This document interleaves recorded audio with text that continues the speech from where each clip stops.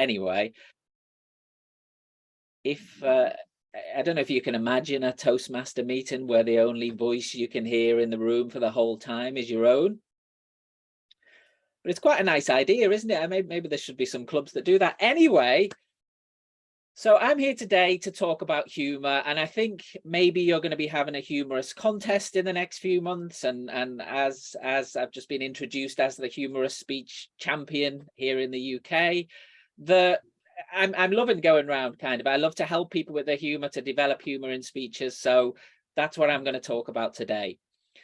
And in terms of my own background, maybe a little bit further back than this summer when I went to Nashville, I joined Toastmasters 5 years ago. I went along one night as a guest to a club in London, and I didn't know anything about Toastmasters. I was terrified of speaking. I always avoided speaking completely. If it ever came up in a job I was in, I'd just find another job. I'd refuse to do it. I was that terrified.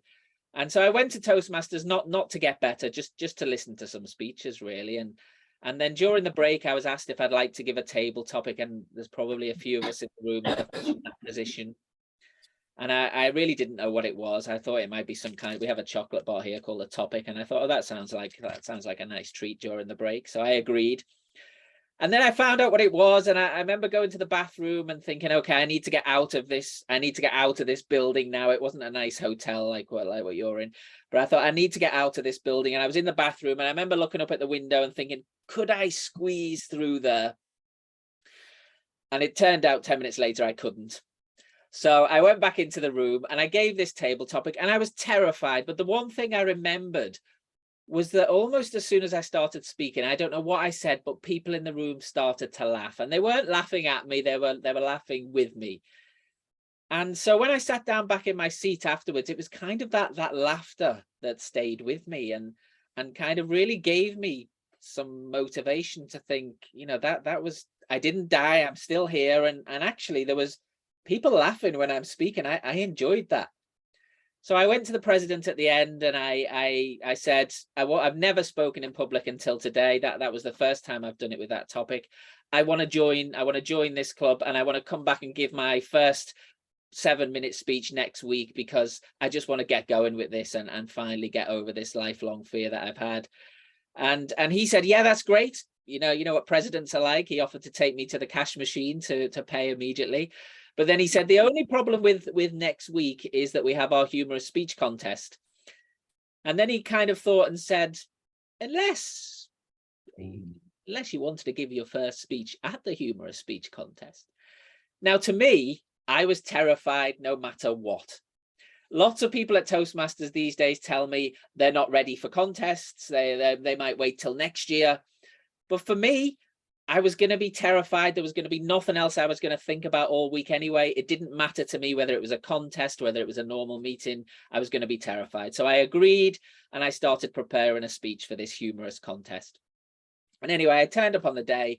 It turned out there were only 2 of us in the contest, me and the president. Now, the president gave one of the funniest humorous speeches you've ever heard, one of the best 5 to 7 minute speeches you've ever heard. There was no way I could beat him. The only problem was his 5 to 7 minute speech took him about 9 minutes 45 seconds. Yeah. So he was disqualified, and I won my first ever humorous speech contest, which was incredible. And I just kind of got addicted to it from that moment. I went to the area contest the week or 2 later, and there were 6 of us in that. And by that time I was feeling really confident, and well, I won the first one, I can win this one as well. There were 6 of us. I think I finished 7th that day out. It wasn't good. But I was really addicted to it. And that's one of the things about contests is losing, and I know this is a bit of a cliche, but losing does so much more than winning does for how it pushes us on and develops us. So whether it's a humorous contest or the ISC topics evaluation, any contest, just enter it. If you lose, you lose. You'll learn a lot from it, and if you win, obviously there are positive sides to that as well. I get to be invited to places like this. So that's my background. And then I did finally win the international speech contest this year and get to Nashville. And one of the things I noticed with all 28 speakers that were there speaking in the semi-finals, and then the 8 people that went on to the final, is that every single one of those speeches had humor in them, and every single one of those speeches had the audience laughing at some point, and most of the time various points during the speech. Humor is so important in what we do at Toastmasters, in what we do in general when we speak. So anyone who thinks, well, I'm just not funny, I'm not going to worry so much about humor. If you want to improve as a speaker, it doesn't matter what type of speech you're giving, you need to try and get some humor in there. So that's what we're going to talk about today. I'm going to kind of split this my section up into a couple of parts, and it won't be funny.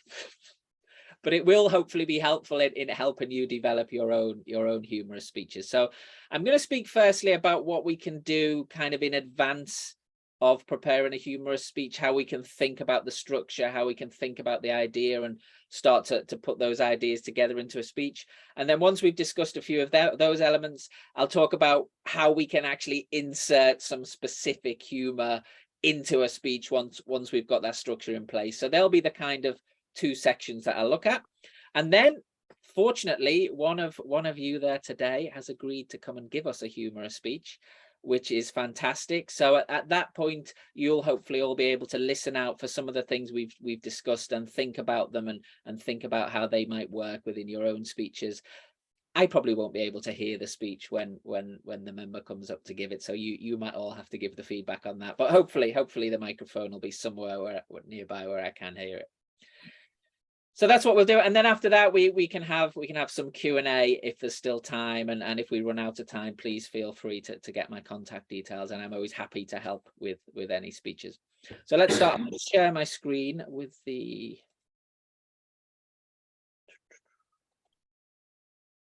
might just take a second, sorry.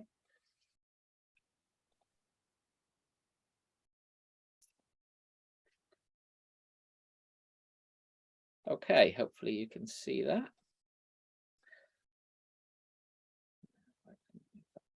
Great. Okay, so first of all, just before we get into these slides, could we just spend maybe 30 seconds or so? If you've got pen and paper, you could jot it down. If not, just something in your head.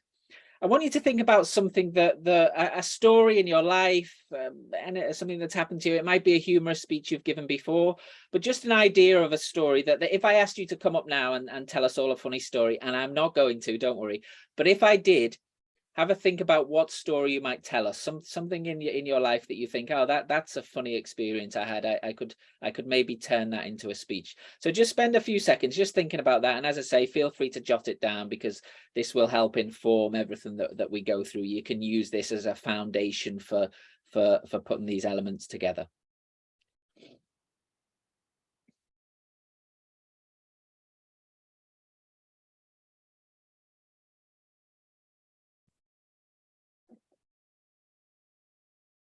Okay. So hopefully you've got something. And the first thing this is a process I go through whenever I'm giving a humorous speech, and I'm just preparing one at the moment to potentially enter our contest again.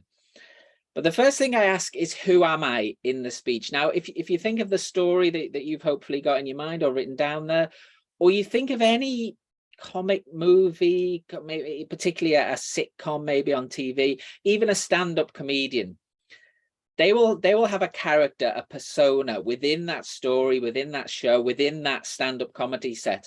They will have a persona that's kind of set for the whole speech, the whole act, whatever it is that they're doing. So think about that in your speech, because if you're going to give a funny speech and you start off the speech where you're kind of the confident person observing what's happening to someone else who's having this awful time, and that can be funny. But if you then move from that to being the person who all the bad things are happening to, it's kind of a bit jarring with an audience, and it's not something that professionals will do in comedy. They'll have a comedy persona, and it might change. It might change from one speech to another. You might tell one story where you're the victim, and you might tell another story where you're the observer. But have a think about who you are in your speech. What's the role that you play in this funny story that you're going to tell us? So that's number one. The second thing is, where are you? And this this is something that goes across any speech, I suppose, not just comedy. But again, if you think about particularly sitcoms, and I don't know whether you know any, and if we share any sitcoms that we would both know, mine would all mostly be British or American. But if you think of sitcoms, they'll be kind of grounded in maybe 1, 2, 3 places. It might be an apartment of the main character, maybe a coffee shop they have in Friends, or a bar which they'll have in Cheers, an office, something like that. Very dated references I'm giving here, but have a think about where your speech is going to be set and how easily transferable that is to the audience. How do they understand where you are, and can they picture in their mind's eye what's happening here? So it's not something that necessarily adds humor. We'll get onto the things that I think add humor a bit later, but this is something that you need. It's a foundation. The who are you, where are you in the speech. And it may be that you do move location. It might be a story that takes us around the globe, but just be aware that that's what it is. And when you're making your notes, before you start writing, make that note of where you're going to be. Where is this story going to unfold? And finally, I suppose in this mini section is what's happening. What is the story that you're telling us? And really think carefully about that. You know who you are, you know where it is, and now what's happening. And lots of us can get really bogged down in this section with what actually happened when this event happened to us, because most of the time we will tell a story about something that happened to us that we found funny, and we'll become so stuck with the actual facts of that event. And I'm not saying we should just completely lie, completely make something up, but of course we can do that. But even when you are sticking to the facts, you have to think about, the audience don't need that. They don't need to know that. They just stick to the things in the story that either build towards that humor, build towards that big punchline or that big laugh, or they don't. And if they don't, take them out, or they are that big moment, they are that big laugh. So really make some careful notes about what is happening and what needs to happen for the audience to be able to get the humor of this. If there's too little, you won't get to that humor, and if there's too much, you might go beyond that humor to the point where the audience are just a bit confused and you've lost it. So there are 3 really big things to think of right at the very start. Once you've got that idea, which hopefully you've all got, they're the 3 things that I look at next. Next up, this is really important in a humorous speech, I find, is and again any speech, but we're talking about humor, is the start and the end. Now you'll have that story, you've got this idea in your head of this humorous story that you're going to tell us, but you're not just telling us a story. This isn't a storytelling competition, it's a speech competition. And I think the start and the end are the areas where you take that story and you turn it into a speech. And by turning it into a speech, I mean you involve the audience, you speak directly to the audience, you'll ask them a question. So your introduction will be something, or for me anyway, is something that sits a little bit aside from the story. I was helping a lady from India who came a couple of years ago to our district contest, and I mentored her through the contest, and she actually came. It was just during COVID, so it was all online, and she came and won the whole district competition here. And she was given a speech about how difficult it was to find a husband in India, and how, pressures from her parents. And she was speaking a little bit about the differences, the cultural differences between having that task in India and having that task in the UK.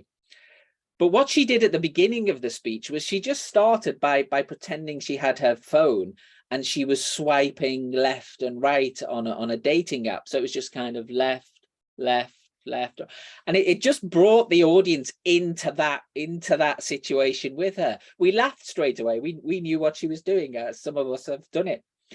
And so it wasn't that she'd started telling us the story, it was that she was inviting us into the story with her, and she was connecting with us.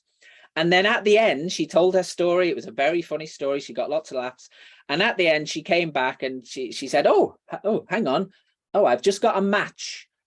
Does anybody know? And then the person that she said was somebody who was sat in the room. And that got a huge laugh, as if this gentleman who was sat in the room had been searching for her during the whole speech, finally found her and matched. And so it got a big laugh. It connected with the audience at the end. So that start and end with the story, the body of your speech in the middle, is really important. Think about how you can differentiate the beginning and end from the story, and think about how you can involve the audience there. That's the best time to do it. It's not saying that's the only time to do it, but it's certainly the best time to involve the audience. And next thing that people always forget with a humorous speech, and it can kind of differ, I suppose, across districts. Some districts I've been to, if I give a takeaway message in a humorous speech, they'll kind of say, oh, well, we don't do that, that's not necessary, we just want the humor. But I think any speech we give should have a point. And in a humorous speech, it might not be a heavy, serious, world-changing point that you might give in an international speech, but there still should be something for you to take away. I won the district a few years ago with a speech about how I was going to try and win the contest by poisoning the person who'd won the year before so that he couldn't compete. And so I gave this whole speech about how I'd gone to find him at one of his workshops, and I'd undermined his jokes and asked people not to laugh, and that kind of silly thing. But then at the end, I came back and said, you know, of course, none of us would ever sabotage a fellow Toastmaster. Would we? No, we wouldn't. But we sabotage ourselves every day. We tell ourselves we can't do anything. We tell ourselves we're not funny. So just having something, and it might not have to be that kind of serious a message. It can be something a bit lighter, but just have something for the audience to take away at the end. And then I think if you've got everything that we've discussed so far you've got your story, you know who you are, where you are, what's happening.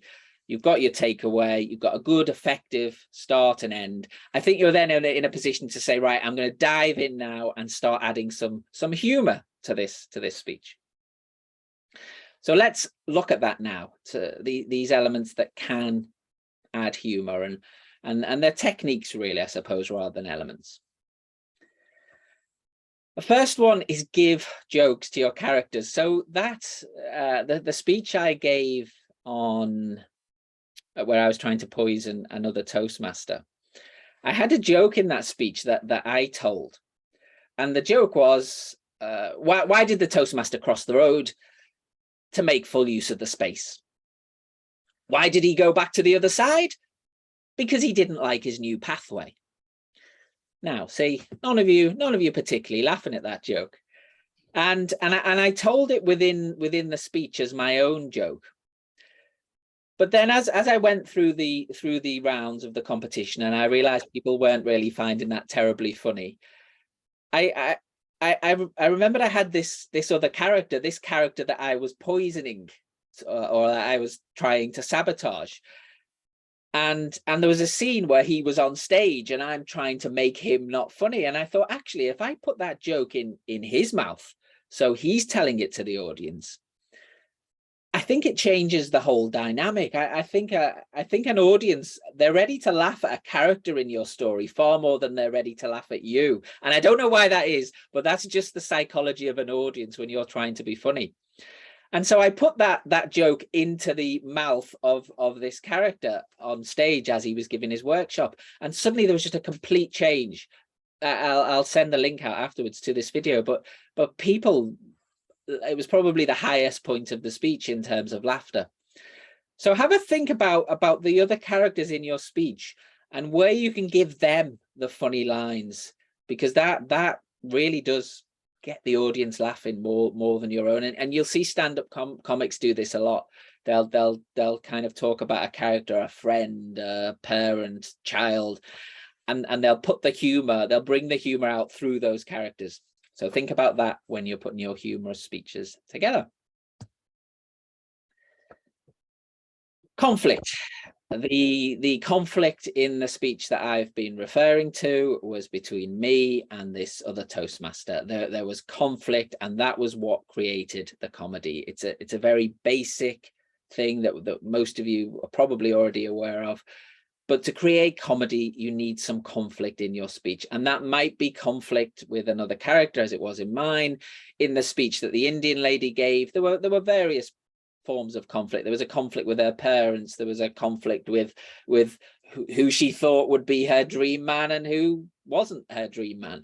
But there can be internal conflicts and there can be external conflicts, but those conflicts are where your comedy comes. And it will be there quite naturally, probably in the stories you've all thought of. There will be conflict there without you having to put it in, because that is what makes things funny.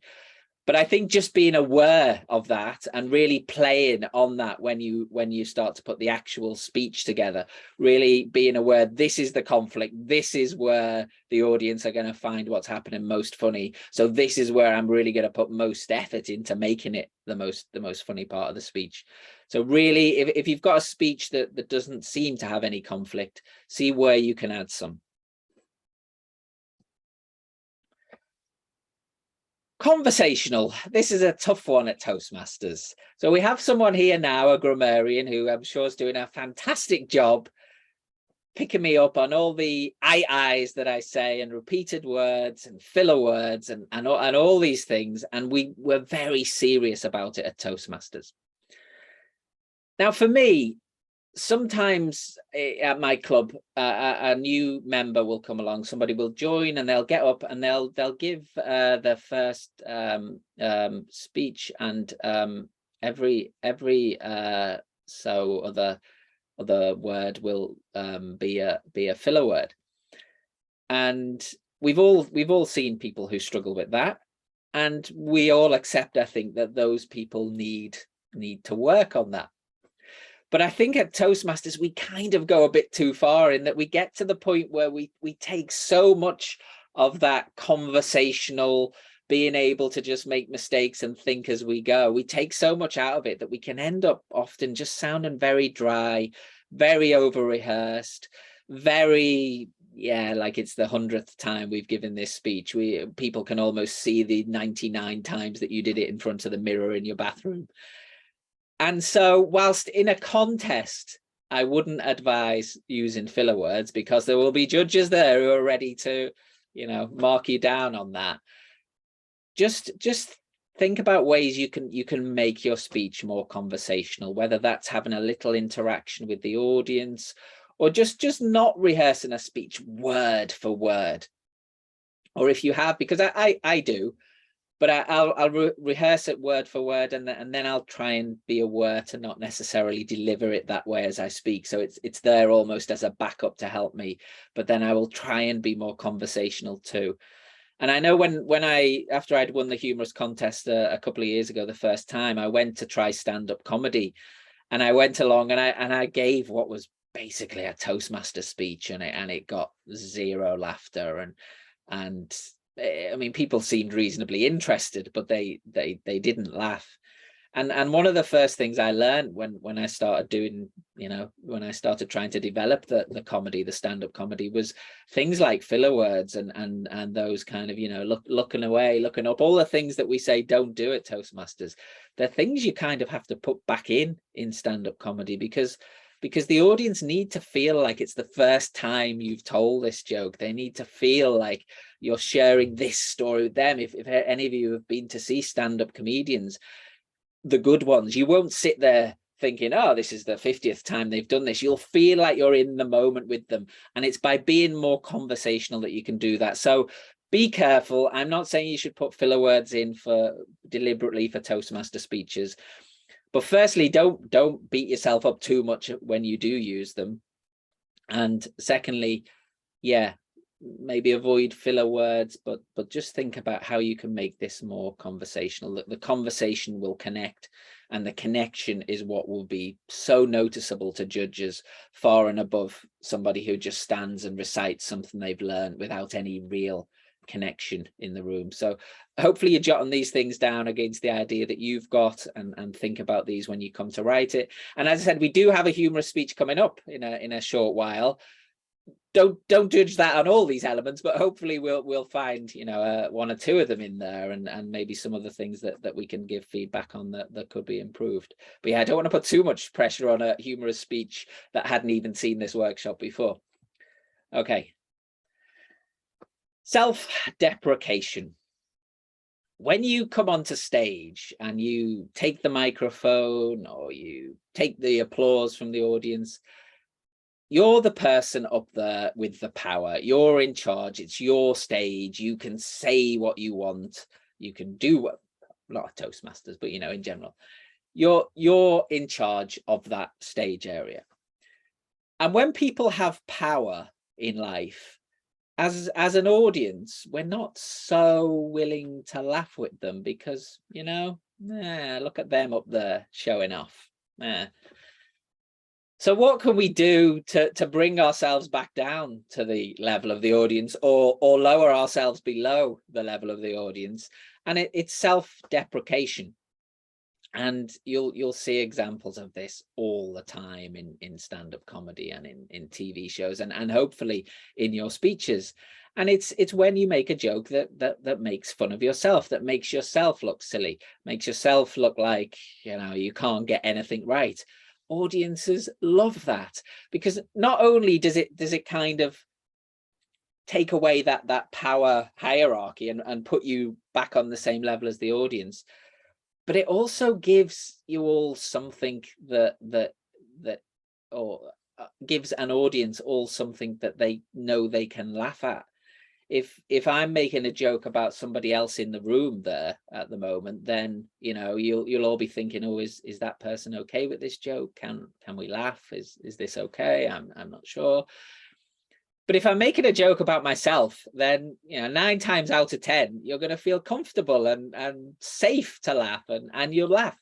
So really, this is one of the most important elements, if you can get it in there. I think you do have to be careful with this, and the who you are, which I mentioned earlier. If in your speech you're not the person that's having all the bad stuff happen to them, then self-deprecation might feel a bit more jarring, because that's not the character that you're going for. In the speech where I was poisoning another Toastmaster, I wasn't the victim in that speech. I was trying to make someone else the victim. So I didn't really use self-deprecation in that one. But generally, as much self-deprecation as you can. The speech that I won the district with this year, the Humorous speech, was about a true event where I'd been invited to a Toastmaster club online right at the start of the pandemic to evaluate somebody, and it was in Canada, and I agreed. It was 1 a.m. for me, but any opportunity to speak, I agreed, and I logged in at 1 a.m. and the speaker came on and started speaking, and before I knew it, the speech was over. I hadn't heard a word. I don't know. I don't think I'd actually closed my eyes and fallen asleep, but I'd basically been asleep for the whole speech. And they came straight to me for the evaluation, because this speaker was the only speaker of the evening. And instead of just being honest and saying, I'm sorry, I didn't hear any of that, I can't talk about it, I tried to evaluate a speech I hadn't heard, and it was a disaster. I definitely heard the name Neil Armstrong a few times in my head as the speaker was speaking. So I was talking about, you know, things like what a giant step for this speaker's confidence this was, things that linked to the moon landings. And then afterwards, I got a message from him saying, thanks for the evaluation. You do know my speech was about the singer Louis Armstrong, not Neil Armstrong. And so it was a complete disaster, a complete mess. Everybody was laughing at me, which was fair enough.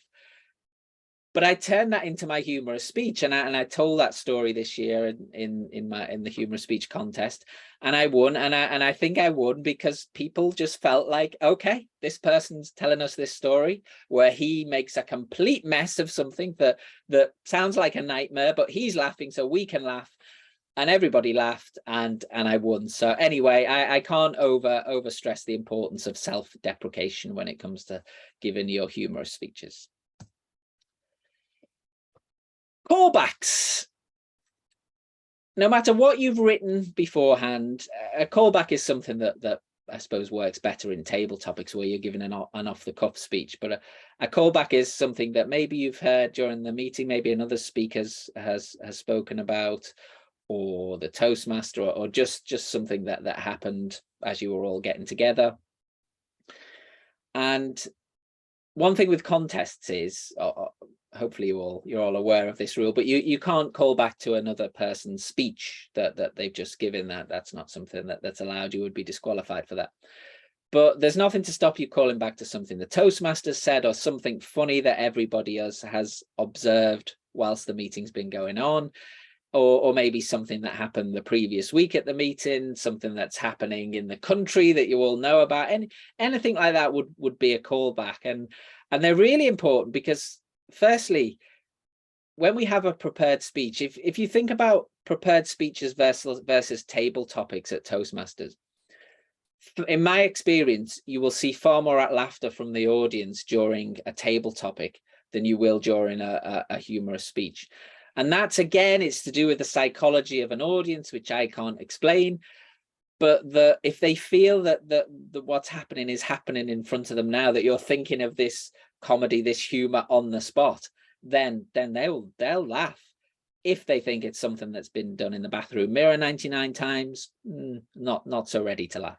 And callbacks can really help us with that, because if you can insert something into your speech that you couldn't possibly have known when you were stood in front of the bathroom mirror, then it really brings that speech to life. It really puts you in the room with the audience.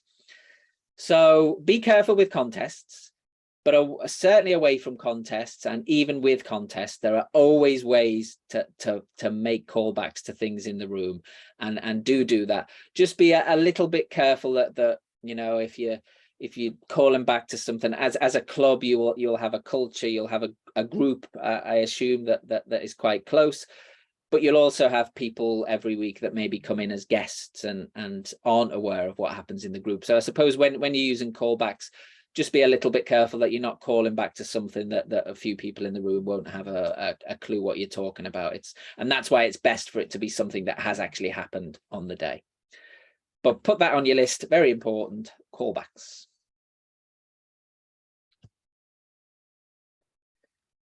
And next is observation. And this is, I suppose this is in a way the opposite to self-deprecation.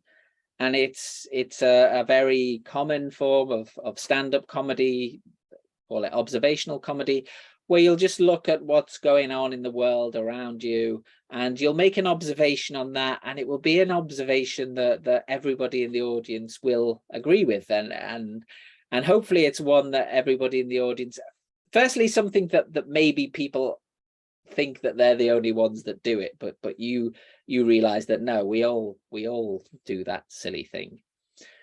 So whatever it is, an observation. And this is why Toastmaster jokes can work so well in Toastmaster meetings or in Toastmaster contests. If you can get Toastmaster jokes in there, you're observing what this group called Toastmasters does, and you're picking out certain things that maybe people don't tend to talk about, but it's something that they will all recognize. So as a humorous speechwriter, you should be an observer. You should always be aware of what's happening around, what people's little habits are that go across a whole group, and how you can bring them out within a speech. It might just be a throwaway line. The speech where I was sabotaging the other Toastmaster, I got lots of kind of observational Toastmasters stuff in.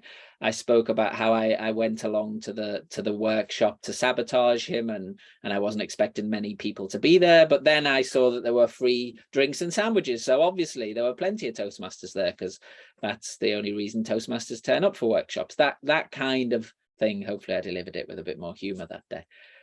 But yeah, see what you can do, what you can observe, and what you can put in. And all these elements that we're discussing, they all serve to involve the audience really with your speech, whether you're making fun of yourself, making fun of the audience in a more general way. Whatever you're doing, all these elements will hopefully help that connection. Okay, so what we're going to do now, you've hopefully got your idea that you got right at the start. You've hopefully thought about how these different elements, the first things we spoke about with the structure, and then these ways of adding humor, hopefully you've got all them either in your mind or jotted down. And now we're going to have a humorous speech. And as I said, this speech that we're going to get has had no input from me, has not seen this list or anything like that. So we're not marking, we're not judging here, but just look out for any of these areas and look out for where you feel maybe the humor works best within the speech. And then we'll try and have a conversation at the end of it. If I can't hear it, might need somebody else to lead it, but let's see how we go. So if I pass back to the Toastmaster, maybe you can introduce the speaker for us.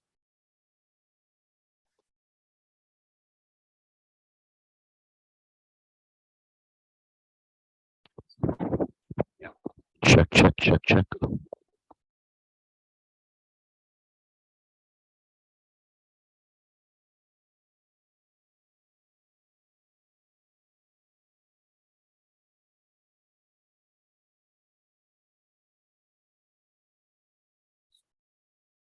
Check. Hi, Dan. Can you hear me? Yes, good. Okay. Thank you very much at the outset for those wonderful tips you have given. And I'm sure it's going to be useful for a lot of us. We are in the process of reinventing ourselves and acclimatizing ourselves to the newer version of learning online while you are there. It's now time to introduce the first speaker of the day. But before I call him to the stage, let me invite the individual evaluator.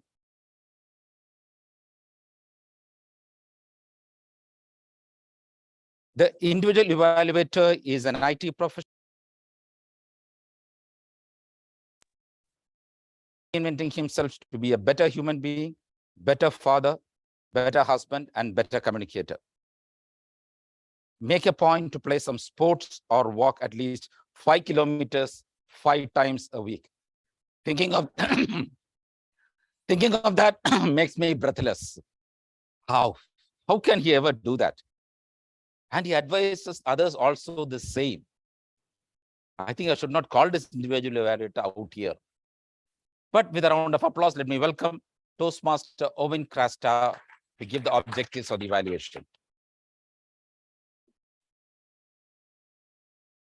Today, our speaker, he doesn't require to emphasize for this particular humorous speech because he humorous is popular. We've heard him so many times. And today he is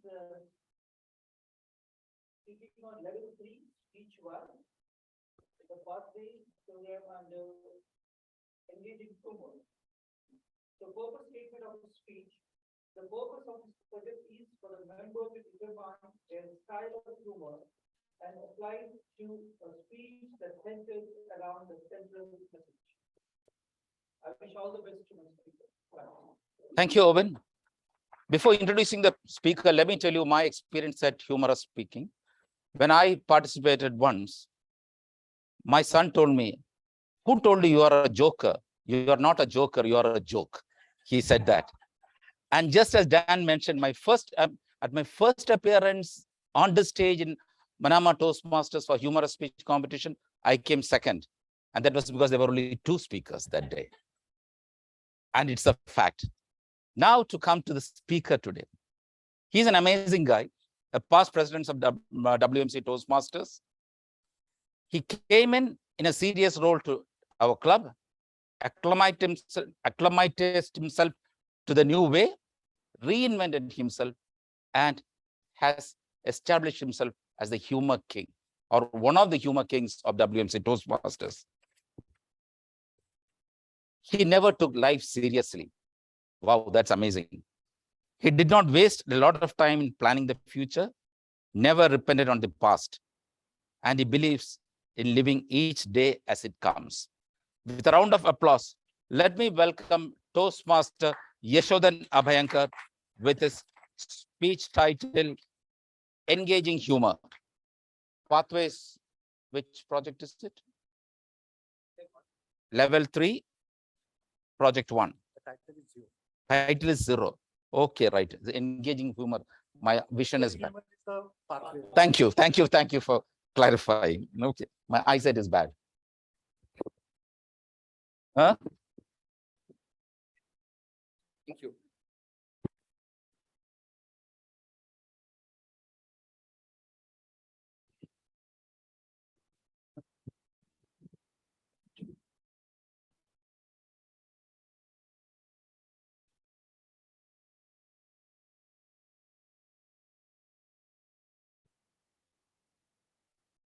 My math teacher said, as far as mathematics is concerned, you are a big zero. My PT teacher said, as far as any sport is concerned, you are a big zero. And my wife says, as far as shopping is concerned, you are a big zero. Respected Temuri, if you ask me to jump from the window, I may jump. Fellow Toastmasters, if you ask me to embrace the president and jump from the window, I may jump. But if you ask me to do groceries, I will definitely jump. I hate shopping. There are a few lucky ladies like Toastmaster Priyanka who relaxes at home and her husband does all shopping. My wife is not that lucky. Sometimes it happens that you go to a shop, you go through many different varieties, select the item. After coming back, you realize that it's a defective piece. It happens, right? Once this happened with my wife. After getting married, she realized that I am a defective piece. No, don't misunderstand me. We have a beautiful daughter, okay? And she looks exactly like me. I'm talking about shopping. I just cannot identify the vegetables, especially leafy vegetables. I cannot make out whether they are fresh or not. I cannot determine whether they are cheap or costly. So many problems. Earlier it was better. I used to go to vegetable shop and order the shopkeeper. Bhaiya, give me 3 spinach and 2 coriander leaves. And give me the better ones. Otherwise, madam will get angry. By saying so, I used to transfer my tension to him. Now it is his problem. But I cannot do this in the supermarket. And top of it, at supermarket, all leafy veggies are kept together, isn't it?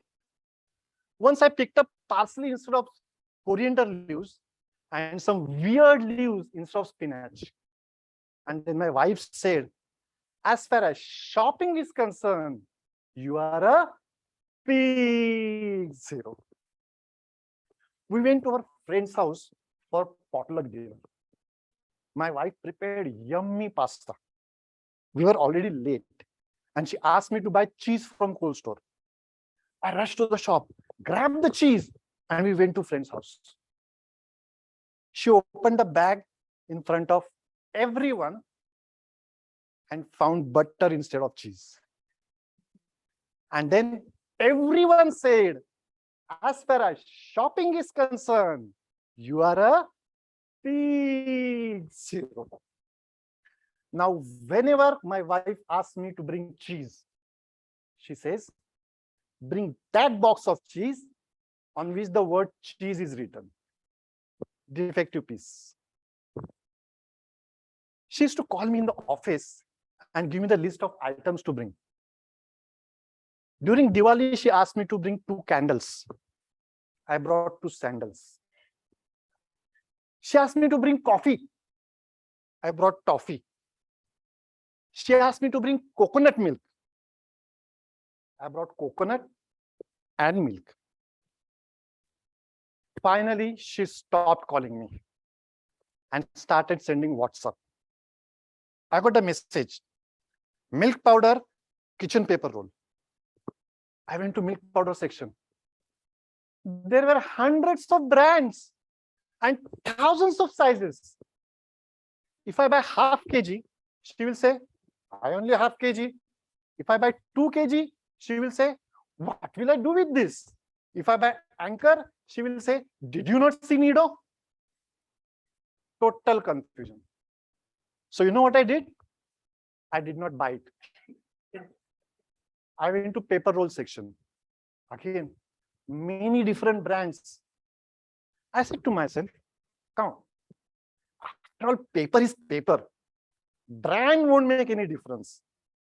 I selected the cheapest kitchen paper roll. Suddenly I saw a special offer. Buy two, get two free. Wow, I got a chance to impress my wife. I took 2 bundles. So I got 4 rolls free. I went home, gave her the bag. She opened it and almost screamed. First of all, you did not bring the milk powder. Secondly, I wanted just 1 single roll of kitchen paper. And you brought 8 rolls of toilet paper? Are you crazy? I realized that I made a blunder. Still, I tried to convince her. Look, after all, paper is paper. Use it in a toilet or kitchen. What difference does it make? And then she said, as far as, sure, leave it. You all know what she must have said. Now she has stopped sending me the WhatsApp message. She accompanies me. She runs through the packing list and I run the trolley. Defective piece. Fellow Toastmasters, have you observed something? Cracking joke on yourself is the best humor. There's no risk of offending anyone. You can say whatever you want to say. But that doesn't mean that you become a good speaker. My wife says, and I agree with her, that delivering 5 to 7 minute speech is still okay. But as far as table topics are concerned, I am a big 0. Over to you.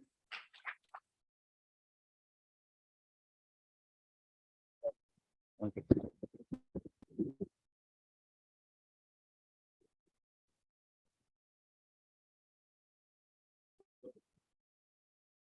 Yeah, you can just say that.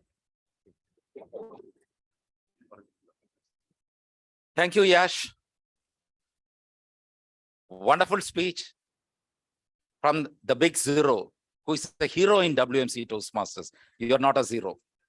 And I could very well relate to that topic of shopping, because once I bought some apples thinking it was the cheapest and I went back. And my sons told me, never again buy apples. Better leave it to mother, because I bought the most useless apples thinking it was the cheapest. So I'm sure many of you in this room can relate to that. Sure? Right. Let's now go in for the Q&A session. And for that, I invite our president to take over and do the rest of the function.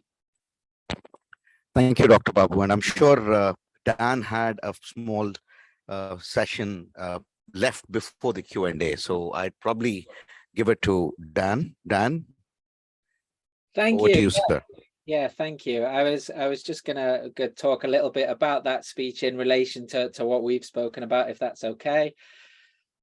So firstly, I was very worried before the speaker came up, because I thought, I've just given this big list of things. What happens if he comes up to speak and none of those elements are in there? What am I going to say? I might just pretend my internet's gone down and see you all again in another life. But it was brilliant. It was an excellent speech. There were a couple of things in there that I'll go through quickly. There were a couple of things that maybe were on my list that weren't in that speech, but on the whole, it was a perfect advert for my workshop. Thank you very much. It was excellent. So to go through the things that we discussed in relation to that speech, and hopefully I won't step too much on the toes of the evaluator here, but I'll just quickly go through the humor elements. So I said that we need to know who we are, and within this speech we did know exactly who the speaker was. He was a husband and a shopper.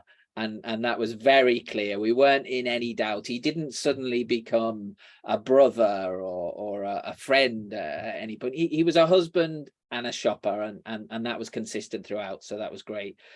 The were yeah, there felt like there were two, in my head, there were two locations. There was home, where kind of all the trouble was happening, and there was the shops where equally all the trouble was happening. But there were those two pretty definite locations in my head. And then the what, again, was very clear. We knew what was happening. There were these various incidents of going to the shop and coming back with the wrong things. And so we knew very much what was happening there. Getting on and in terms of the start and the end, so we started with those three things that made the speaker a big fat zero, and then we came back to that at the end, and therefore they did sit slightly outside the speech. I thought maybe there could have been just a bit more humor in that. It was great to have that repetitive line that kept coming back. But if that could be a line that got a laugh as well, rather than just something that kind of anchors us, because it is great to have a line like that anchors us and maybe makes us smile. But if that could be something that really makes us laugh along, that would be even more powerful. But that was there. So the beginning and end were there. They were separate, and there was a message as well. There was it wasn't. We didn't spend 2 minutes on the message. We just spent maybe 20 seconds at the end about how and it fed in perfectly to what I'd been saying about self-deprecation and it's important. So I really like that.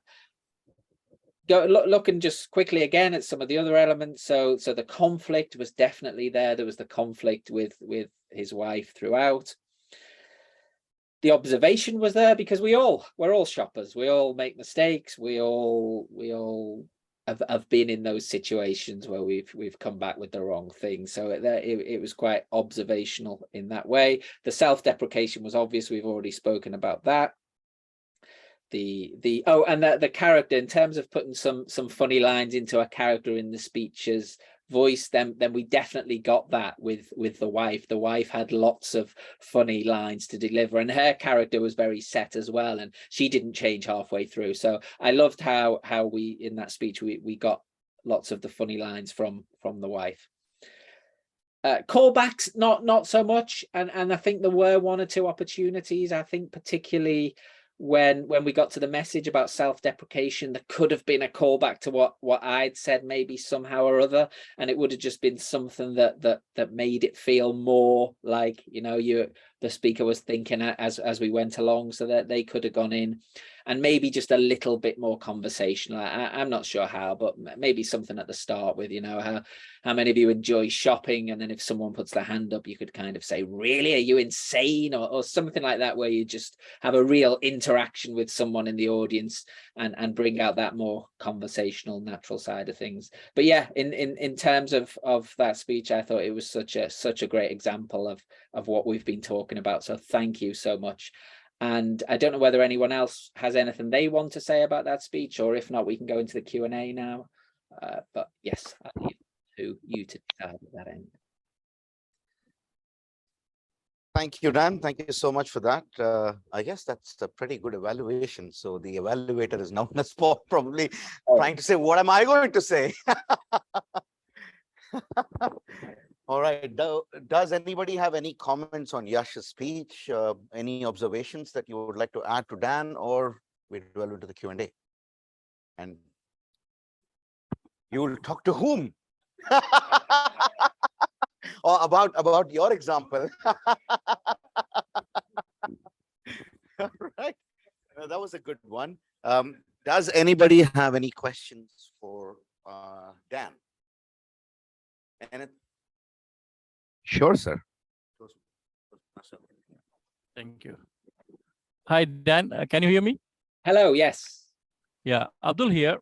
Thank you very much for that insightful observations, insightful presentation.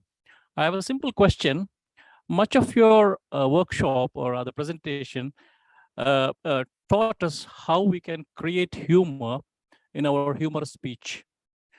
Well, as far as judging criteria is concerned, humor has only 15 marks. The rest 85%, 85 marks has nothing to do with humor. So even if you have great rib-tickling humor, you end up getting only 15 marks. What do you think about that? Yes, I do have some thoughts on that. The first one's being that I think there should possibly be some more marks for humor in a humorous contest. But then over the last couple of years with online, I mean, it's almost completely, you could have the funniest speech that's ever been given, and it's not really gonna, people sat at home with their laptops on in the background while they make dinner and get shouted at for buying the wrong things from their wives while they went shopping, that they're not listening to us when we give these speeches. So for the last couple of years, maybe it's been good that humor side of it hasn't been weighted so heavy. But in general, once we're back in person, I think someone who can get an audience laughing and really bring out some good laughter and good humor, I think they should stand more chance of winning a contest than somebody who doesn't do that. But that's the way it is. That is how the judges' score sheet is. And so I think what we can do, and what hopefully I've tried to do in this, is appreciate that you do want the humor there. I mean, even if you can somehow go and win by having no humor just because you've got all the other elements, you do want the humor there. It is a humorous contest, so that's why we've concentrated so much on that today. But we've also spoken about those other things that were very much the structural side of a humorous speech, having that opening, involving the audience, who you are, where you are, what's happening, is there a message, is there something for the audience to take away at the end? And all those things are in other areas of that score sheet. And okay, there are certain things we haven't still covered, like vocal variety and body language, and maybe there for another session. They are important when it comes to a score sheet. But yeah, I completely take the point that humor isn't really as heavily weighted as I think it should be. Thank you. Anybody else have any questions for our workshop speaker? Sure. Toastmaster Emmanuel. Hi, Dan. Hey. Hi, my name is Emmanuel. So I was just curious to always ask people who do these humorous speeches, is it important that you are naturally talented, or is it important to have a great sense of humor in yourself to actually deliver a humorous speech?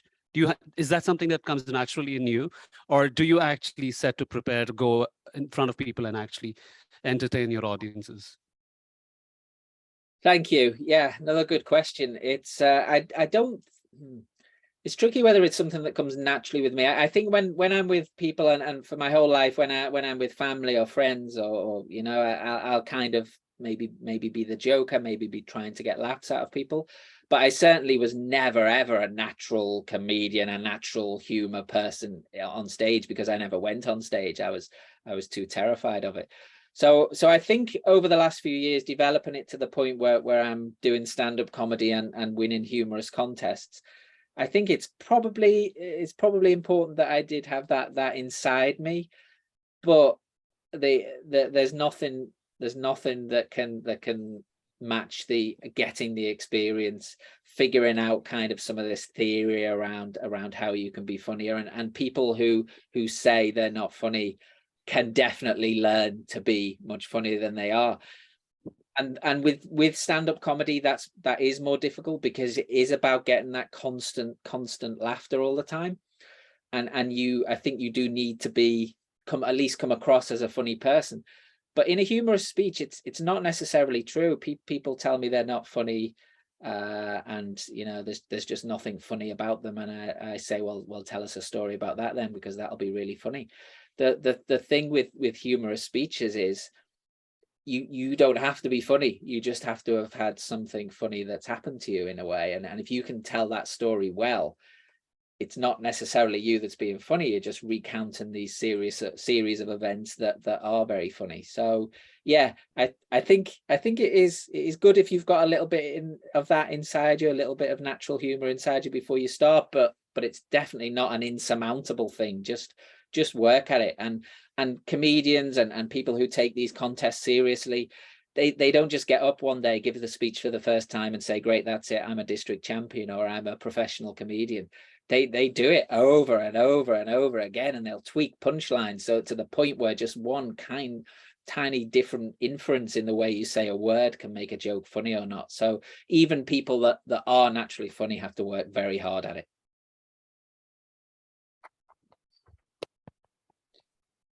Thank you so much, Dan. Thank you very much. That was a relief in many sorts of ways that, we don't really need to be humorous to win a humorous contest. So pretty motivating. Thank you so much.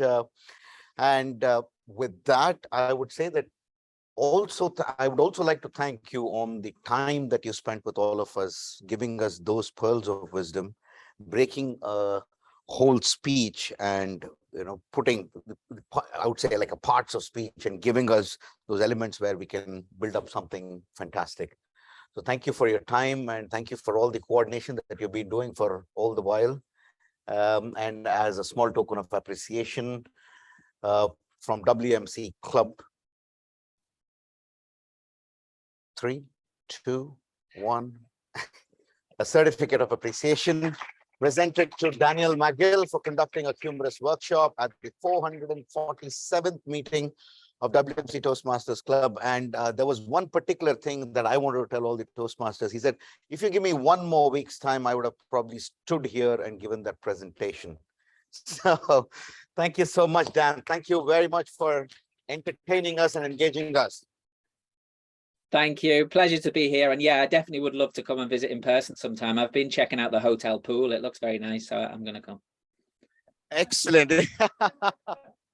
You'll be my guest and for sure WMC's guest. So look forward. And I'd also thank all the people who have joined online with us for, to hear Dan. I'm sure you all have walking a little more wiser. Thank you very much once again. Well, with that, we'll take a 10-minute break, a 15-minute break, a 10-minute break. Yeah, 5:47. So we'll join 5:57. Yeah, so all right, 3 more minutes for the photographs then.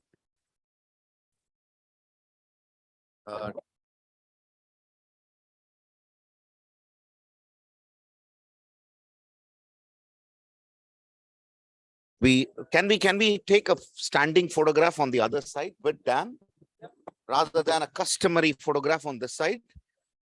Can we all of us stand here this side so that we can have Dan as well? Yeah. All right.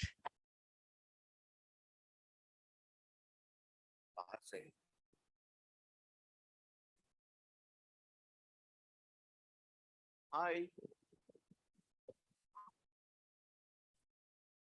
Argenta.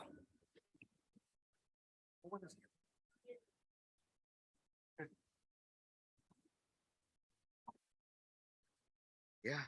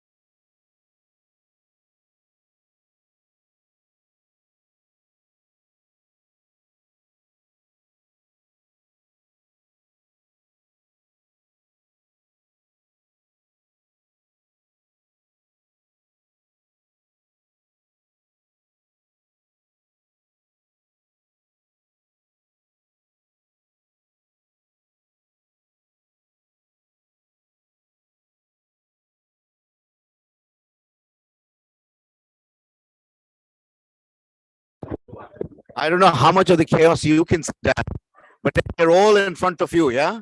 Perfect. So, yeah. Excellent. All right.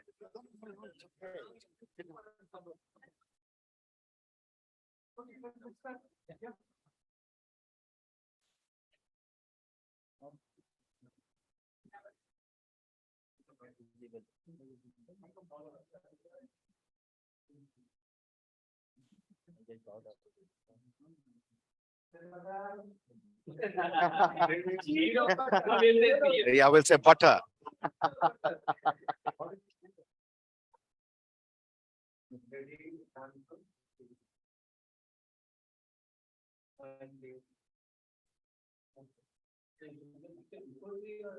Okay. Yeah. Maybe one from there. No, 1 second, please. 1 second, please. Maybe from there, because surely here. Shall I go and take?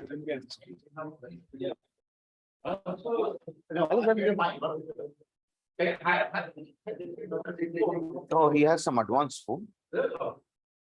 He's a tech man, no? Next time you'll have a microphone. All right. It's still going on, Dan. So 3, 2, 1, say cheese. All right. So again, 3, 2, 1, say cheese.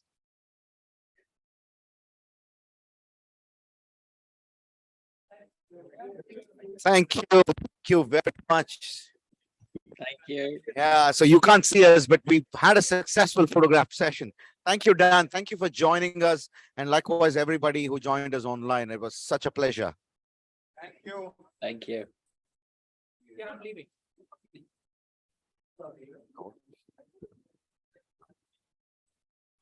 Huh?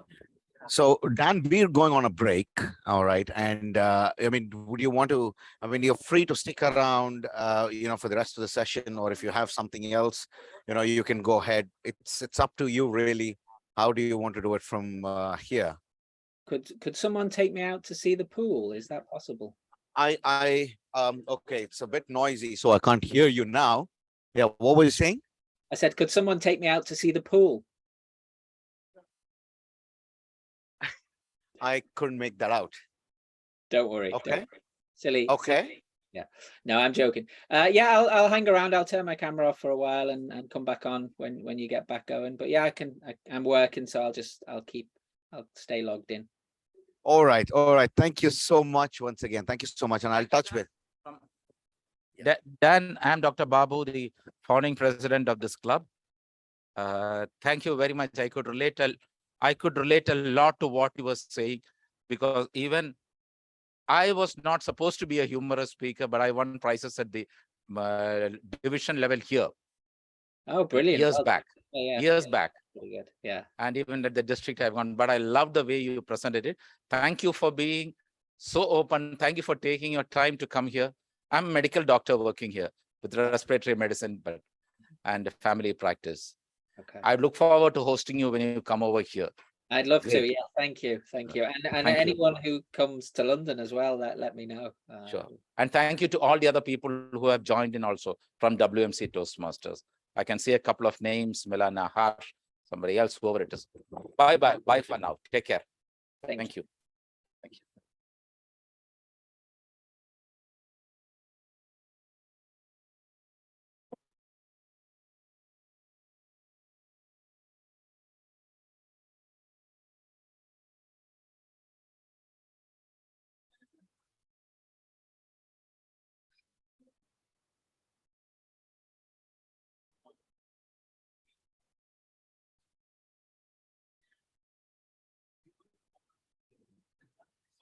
I don't know. I didn't want camera if they just put it there. Sure. Very shouldn't be managed.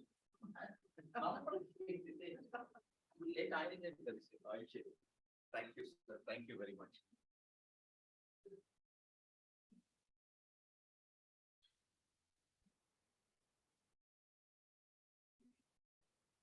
That's the only thing that is missing now.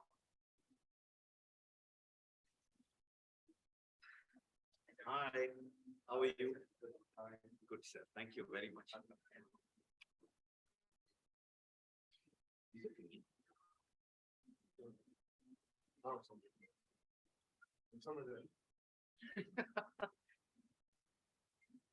have been everywhere. Very good. Hello.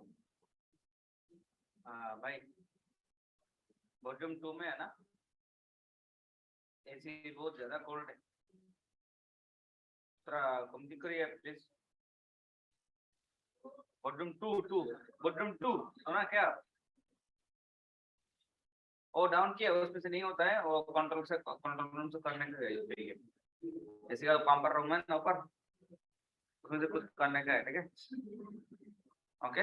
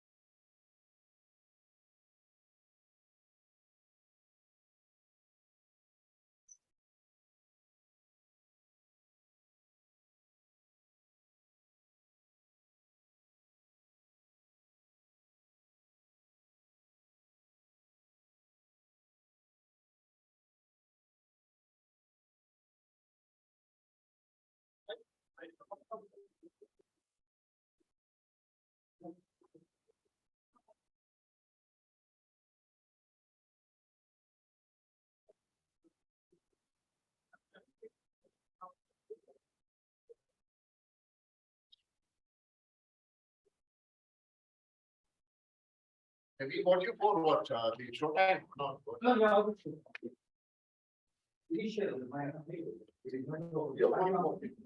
Behind by 30 minutes, my agenda is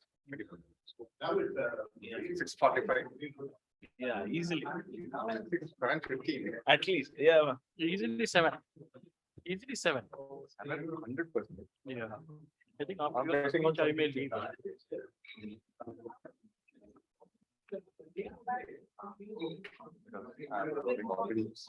will be last minute. Yeah. You will make some. Inshallah. I want to say. I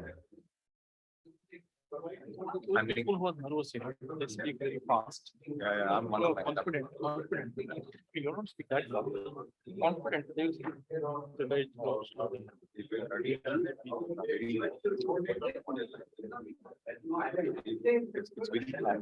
for us.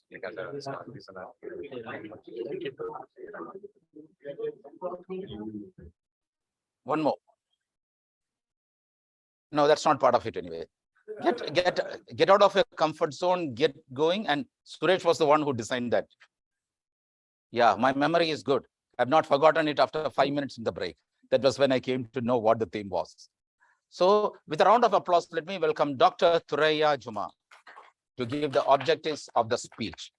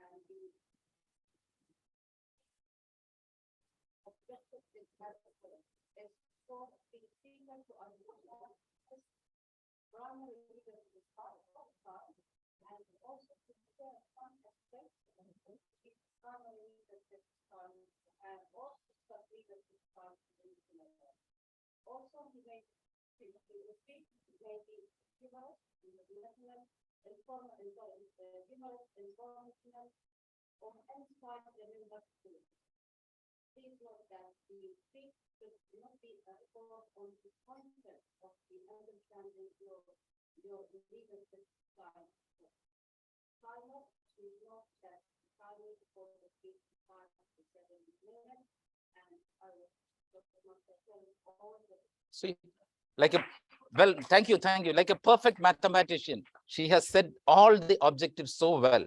Wow, nobody could have done it better, Dr. Thuraiya. The speaker is attempting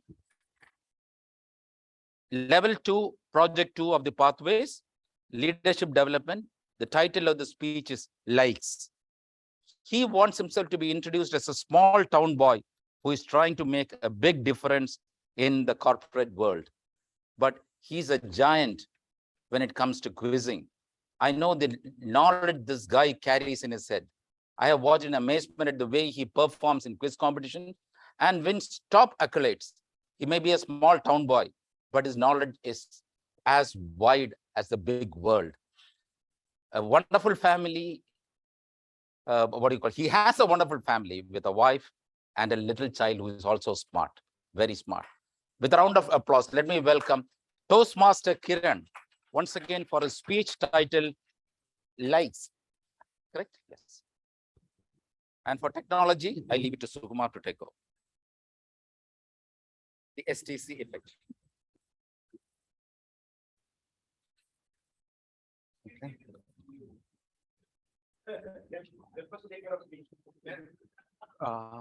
Where should I stand? Okay.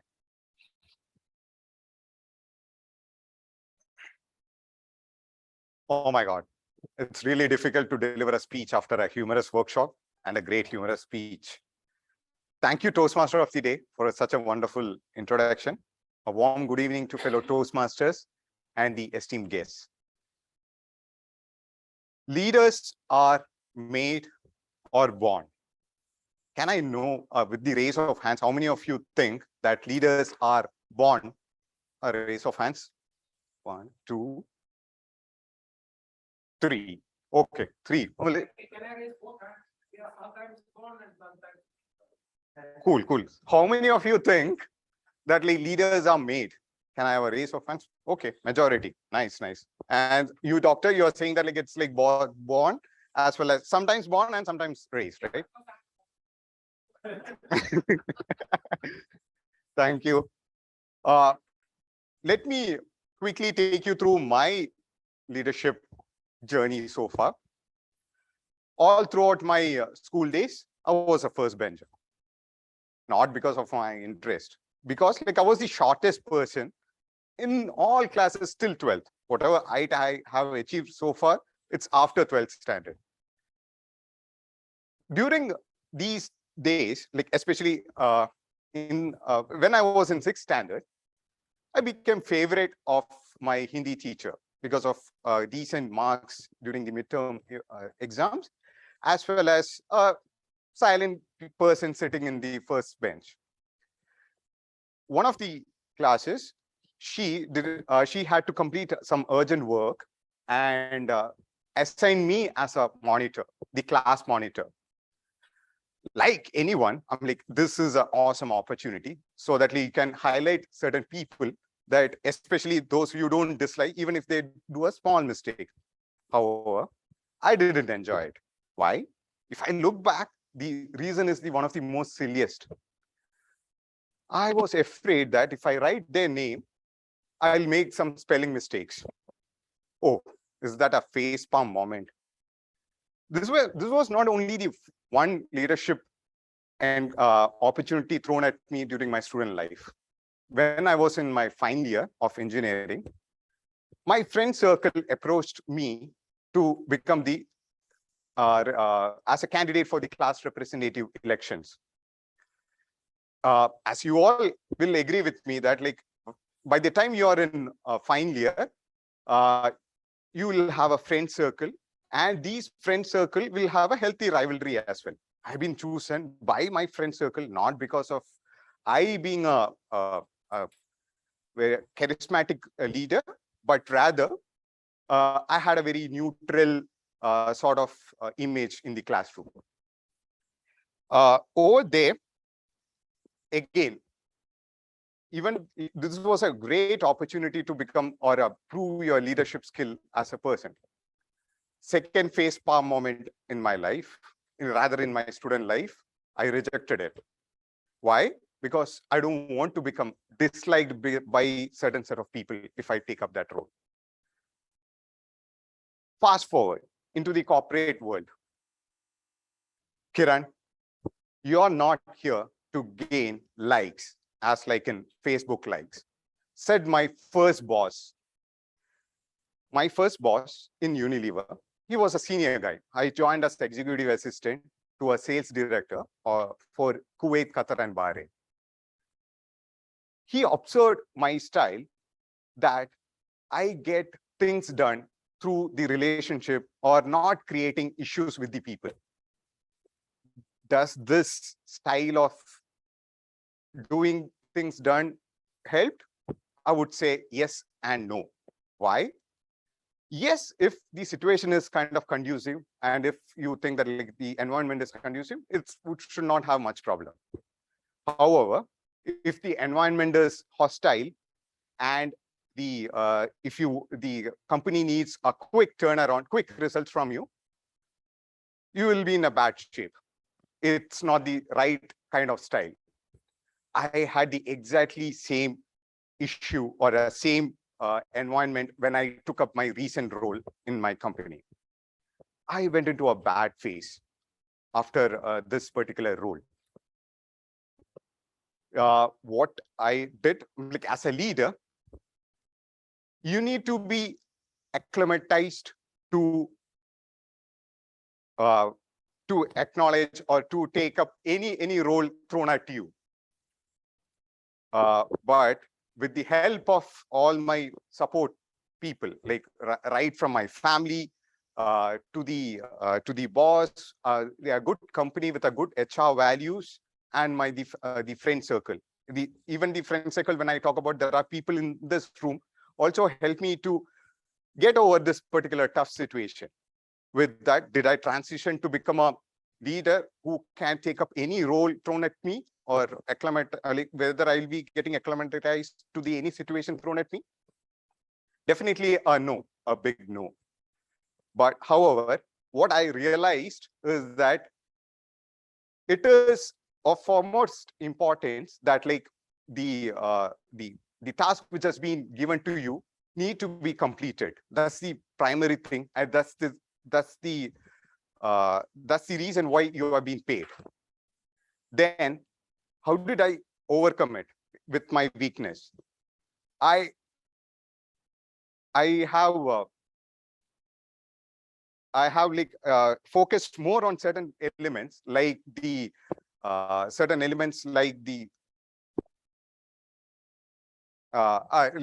follow-ups. Follow-up, which is like one of the most important elements which you can in a corporate world, which is one of the most important element, because if there is a meeting without any follow-ups, there is no action item. It will become futile. So going back to my first question, like, are the leaders born or made? So the scientific research says that 30% are genes and the rest 70% are trained. So as far as you would have seen in my life, like I have a less of leadership skill, I would say. Whether I'll be able to become a good leader in the future, only time will say. You have to bear with me for at least 10 to 15 years, I guess. That's it. Thanks for listening to me. Back to you, Toastmaster of the Day. Yeah.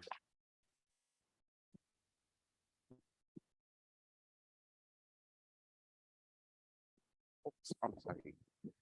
Thank you, Toastmaster Kiran, for 5 minutes.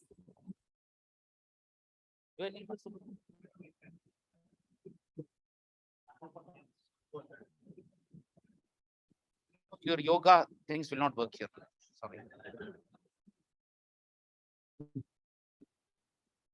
Thank you very much, Kiran. And how many minutes are we behind schedule? No. Out of the window.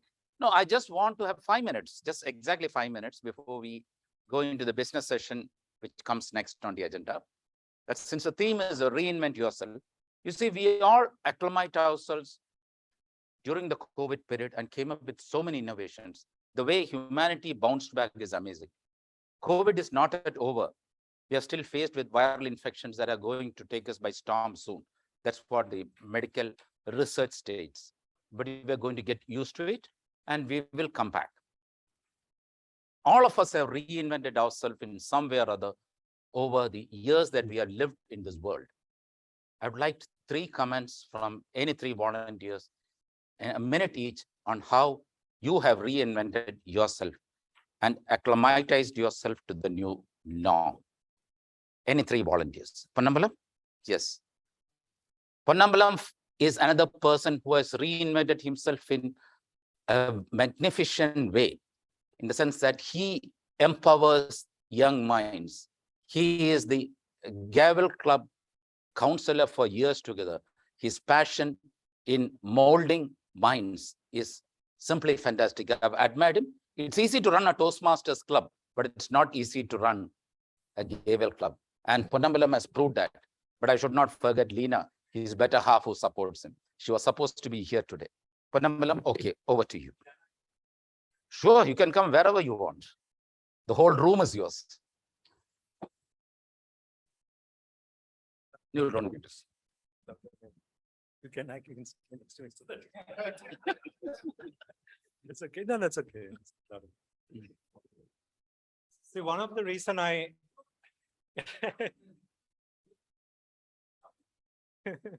me?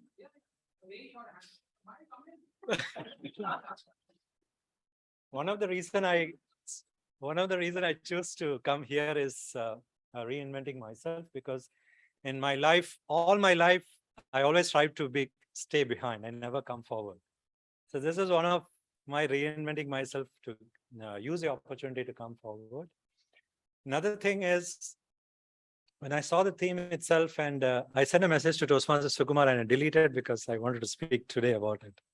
So just so start with a question. How many of you think that I'll read all pathways and then start my projects? You're not alone, because I'm just waiting to understand everything about pathways and then I'll start my project. This is not only happening in here. Recently, we're going through a transition in my responsibilities in job, and I was explaining to Toastmaster Sukumar that I need to really prepare well to go and attend my new responsibilities as a teacher. I had to teach new things. So I told him that I had to work now 2 hours reading, and tomorrow at the morning I should get up early and again prepare, so that because students are going to ask a lot of questions, I need to be prepared for answering all the questions. But after speaking to him, and when I kept my call, then that was like a reinventing moment for me, that how much preparation is good enough? Why don't I tap into my competence, which I have acquired all these years through reading, listening, managing people, teaching for 10 years, and then being in Toastmasters, doing prepared speeches and impromptu speeches. That was like a reinventing moment for me, and I just went and slept. I slept well. Thank you. I slept well, and then the next day morning, because he knows really well how panicking I was that day, and I just went next day morning, and I took my class. I handled all the objections. I did not answer all their questions because I was not ready, and it's something totally new for me. But I knew how to handle the class, how to grab their attention and involve them. And I told them what I don't know, and I told them I will get back to you. But I was very happily, I could handle the situation. Thank you. So that's what. Was the sleep? No, that call with him made me think that I cannot prepare for all the eventualities and wait for that. So it just have to use our competence and handle the situation. Rest will come back and handle. Thank you, Pannambalam. 2 more volunteers. Yes, Dr. Thuraiya. Wow.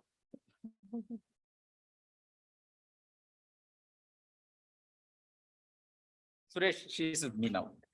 I would just wanted to shake your hand. I was just Oh shaking. yeah, shake my hand.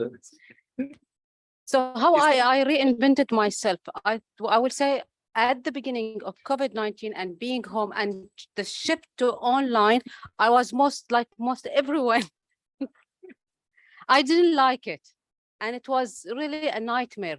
But then I started attending Toastmaster meetings, not only for delivering speeches, the reinventing, I will say that how I take the role of MC and contest chair. Before COVID, I have to say that I was avoiding especially contest chair, but with the use of online, I started doing that a lot. Not only being a contest chair is how I master presenting in front of this small screen.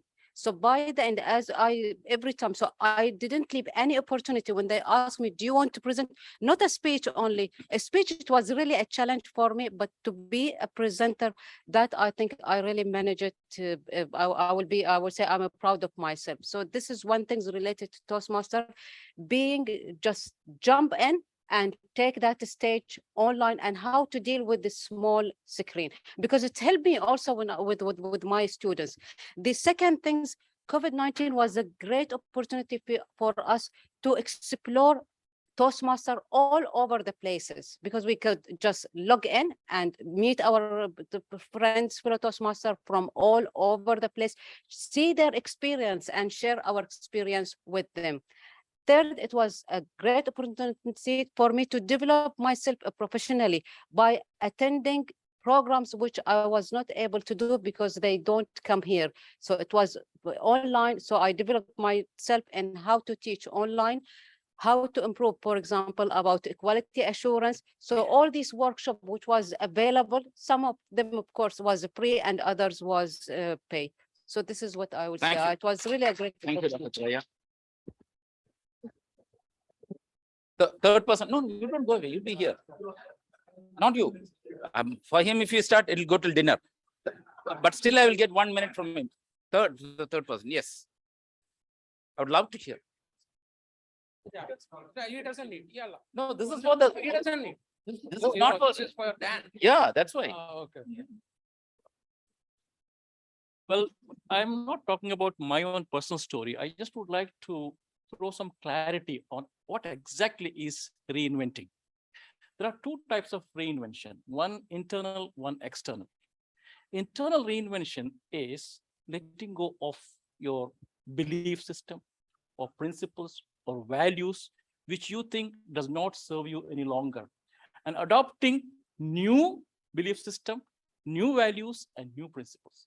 Second one is external reinvention, which is letting go, probably changing a job, changing a location, or changing a relationship which you think is not working anymore.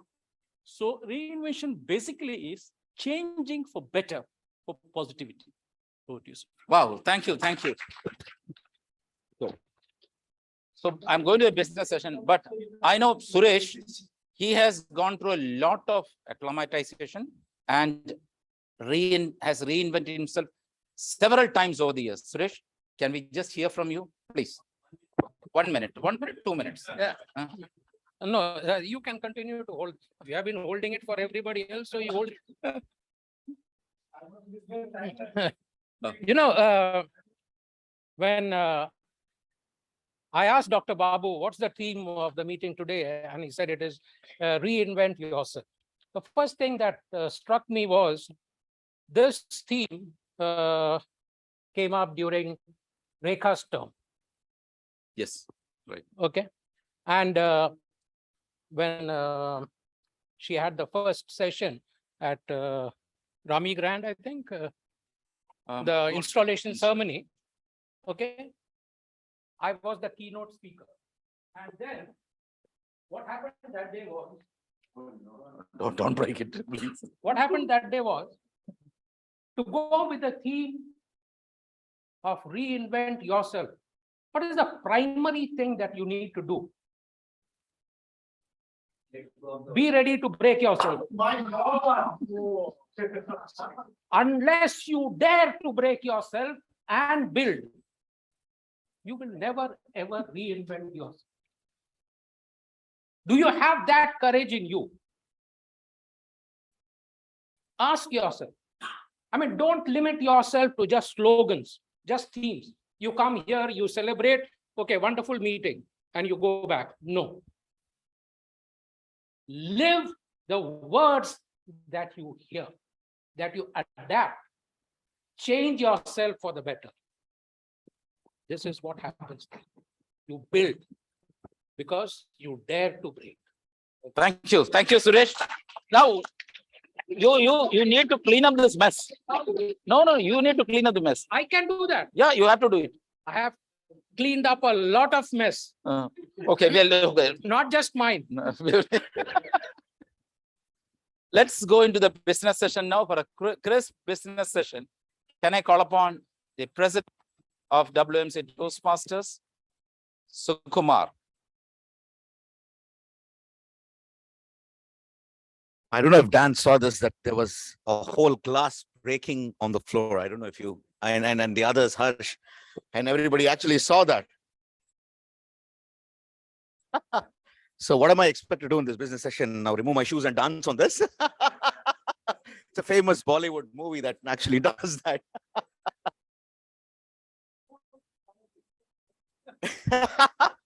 All right, so knowing my boundaries today, and I think this will be a shocker to Dr. Babu, we're going to have a business session where the minutes is typically not going to be read because we already have exceeded by 35 minutes. So I propose the minutes be circulated over WhatsApp after this meeting is over, and we will read it the next time. Can I request anybody? You were the last person I thought will second this. Okay, so TM Jeff, our grammarian, has accepted and seconded by Dr. Babu. Thank you so much. We have two guests who have been with us throughout, and it's And then I gather one of them is from Singapore, where it's past midnight. So, Jeff, that's a cue for you as well. There's somebody who's joining us over midnight. So I'm sure she's a great WMC Toastmaster in making. So, Toastmaster, maybe please ask you to unmute and introduce yourself. I mean, it's so kind of you that you're joining all the way from Singapore, and I'm sure it's past midnight. Thank you very much. My name is Yuniati from Cairn Hill Toastmaster Club in Singapore. And you are right, it's 11:34 p.m. in here. And I happen to saw your post in Facebook and Daniel Macgill post in Facebook.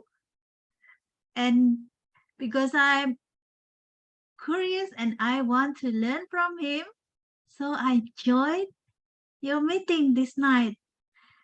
And I enjoying it, especially just now when you talk about reinventing yourself. I learned so much from that. And I learned also from Dan Macgill, because I don't think I'm funny, but I want to learn to be funny. So thank you for the opportunity to joining your club, joining the meeting. Back to you, Toastmaster of the day. Thank you so much. Thank you so much. Such a pleasure and such a delight. We keep arguing whether our meetings are going too long, and you've given us a perfect answer that you know, if meetings are good, then you stay past midnight. So that's very encouraging. Thank you so much. We also have Toastmaster Harsh with us. I don't know if he's still available. Toastmaster Harsh Varirani. So I guess I spelled your name right. Hello. Hi. Yes, sir. Good evening from this side. I'm from India right now. Great. That's like 9 p.m. as well. So very encouraging. Thank you.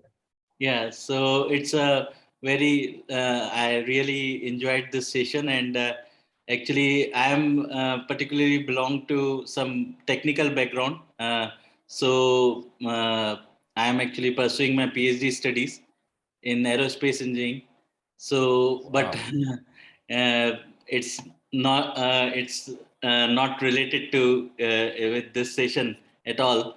But now in my real life, I would like to enjoy the things and to have the good out of me. So I think that I need to join this session, and I saw some kind of post on LinkedIn about Dan and Macgill about this session, and I just joined the session. So it's really a great session. I really enjoyed it, and I hope that more sessions will come in future, so that I'll get some more things in this particular area. Which everyone wants, like everyone wants to be happy all the time. So and with stressless also. Amazing, amazing. Thank you so much, Toastmaster. Are you a Toastmaster, if I may just ask, or are you someone who just saw Dan's communication on LinkedIn? Yeah, it's a first time, sir. I'm joining this session. Oh, amazing. So I think you should be encouraged to visit a Toastmasters club in India. I don't know which city do you live. I can help you look out, and if you can pass on the contact details, we can share some clubs around you, and you can definitely join. I'm sure you'll make a great aerospace engineer, and you'll communicate all about that to the world when you actually do go to that level. Yes, sir. Definitely, sir. Definitely. Thank you. Which place are you from, Harsh? I'm from Bhopal right now, from Madhya Pradesh. Oh, wow. Amazing. All right. Okay. So we'll send you details about the Toastmaster clubs near you where you can actually physically go in and enjoy what you're seeing on screen right now. Actually, sir, I would like to say that I am presently pursuing my PhD studies from University of Sydney remotely from India. And like next month, soon I will go to join there itself physically. Ah, excellent. All right. Sydney. Yeah. So we'll recommend Toastmasters Club in Sydney then for you. Yeah. Sure. Thank you, sir. Thank you. Thank you so much for joining us. And Dan, you've been an inspiration. We have people from all over the time zone attending your sessions.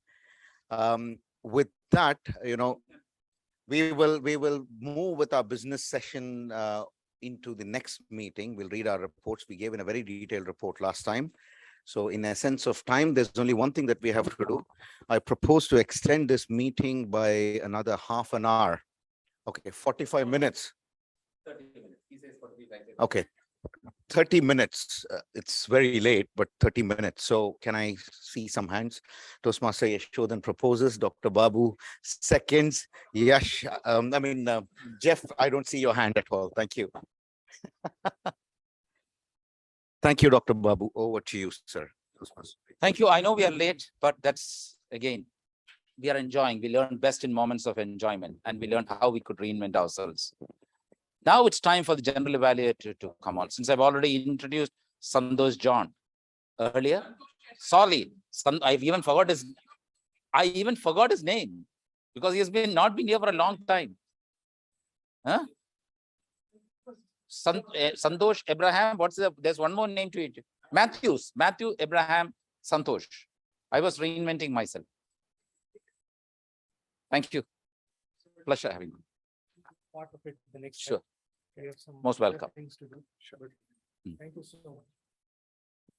Santosh is, again, a very vibrant Toastmaster. As I said earlier, there are lots of things to be said about him. Good things, basically, but I don't want to spend more time.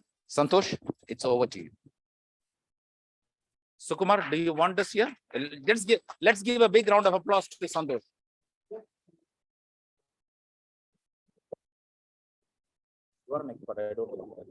That's okay.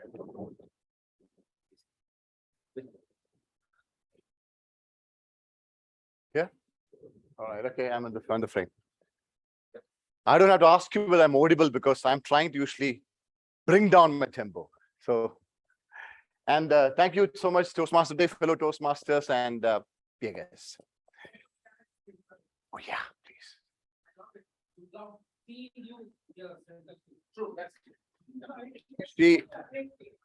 No, he picked up the words from me. In fact, that's what I said. It's so fabulous to be taking charge of the stage after a long 1.5 decades. And thank you so much for that, Dr. Babu. And I have to be careful not to step in because I have an habit of going forth and here and taking the whole stage here. This is the Lakshman Rekha. So thank you. And you all know that we don't have to be a guest here, so I just need to tell you what what is the shortest English word where you can use the word all those alphabets A, B, C, D, E, F. What is the shortest word in the English language? You have to use A, B, C, D, E, F. No. A, B, C, D, and E, F. Shortest word. Of course, we have feedback. Okay, feedback. So that's what I said. Feedback. They say.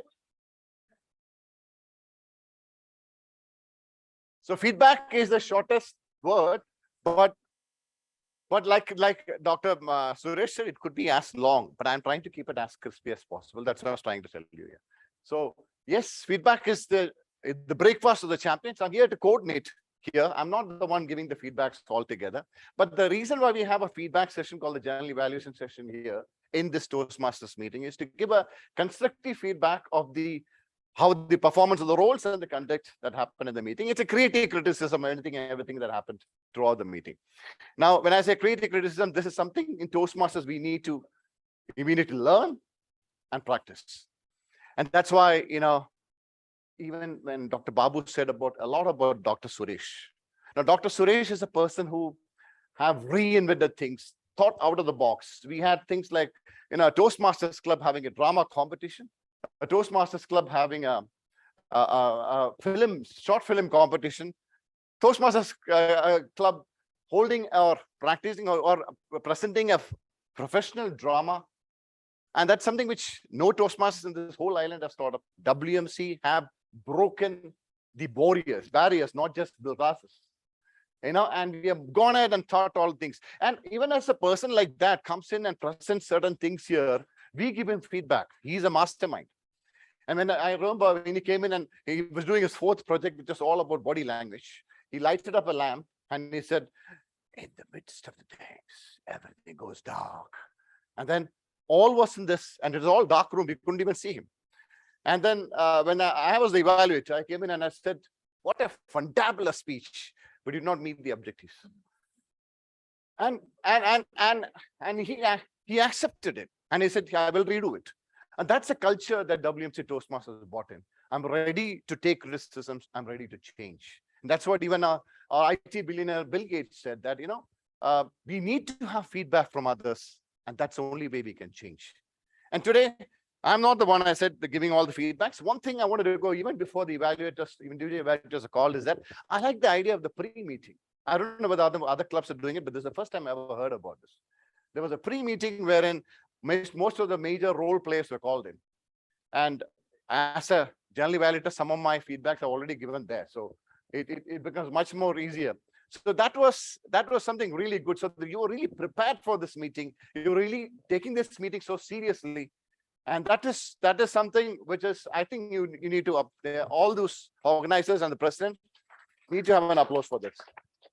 And I really think that I need to adopt it in our clubs there too, And when I say our clubs, this is my home club, just because of the timing thing, I wouldn't say I'm part of other clubs. So that's what I said. Any feedback I give here is not a part of an opinion. My own opinion, it's not the opinion of anybody else or any other clubs that I represent. Now, moving in to the evaluations. Before I call on the individual evaluations, can I ask the timer Toastmaster Prabodha Sarangi to read out the time taken for just the workshop speaker and the prepared speech.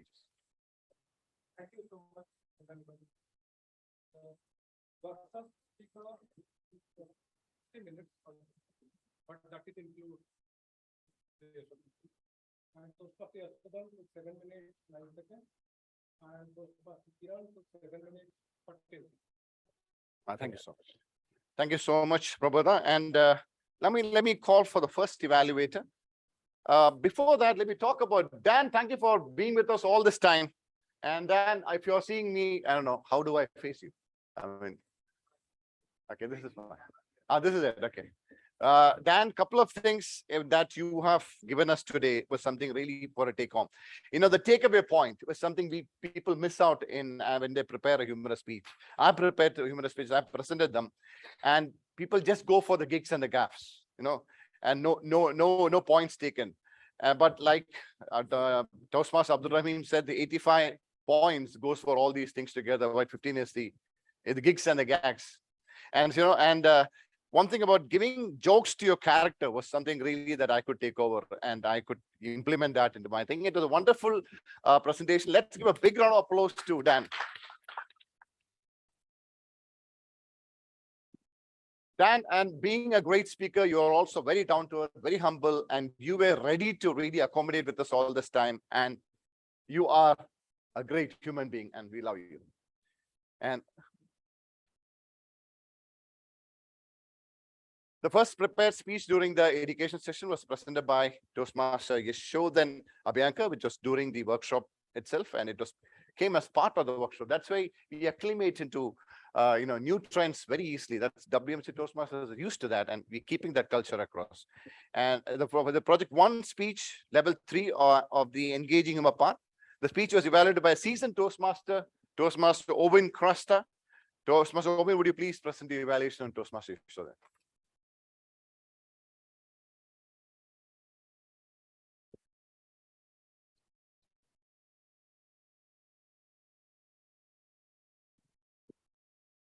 Job is already done by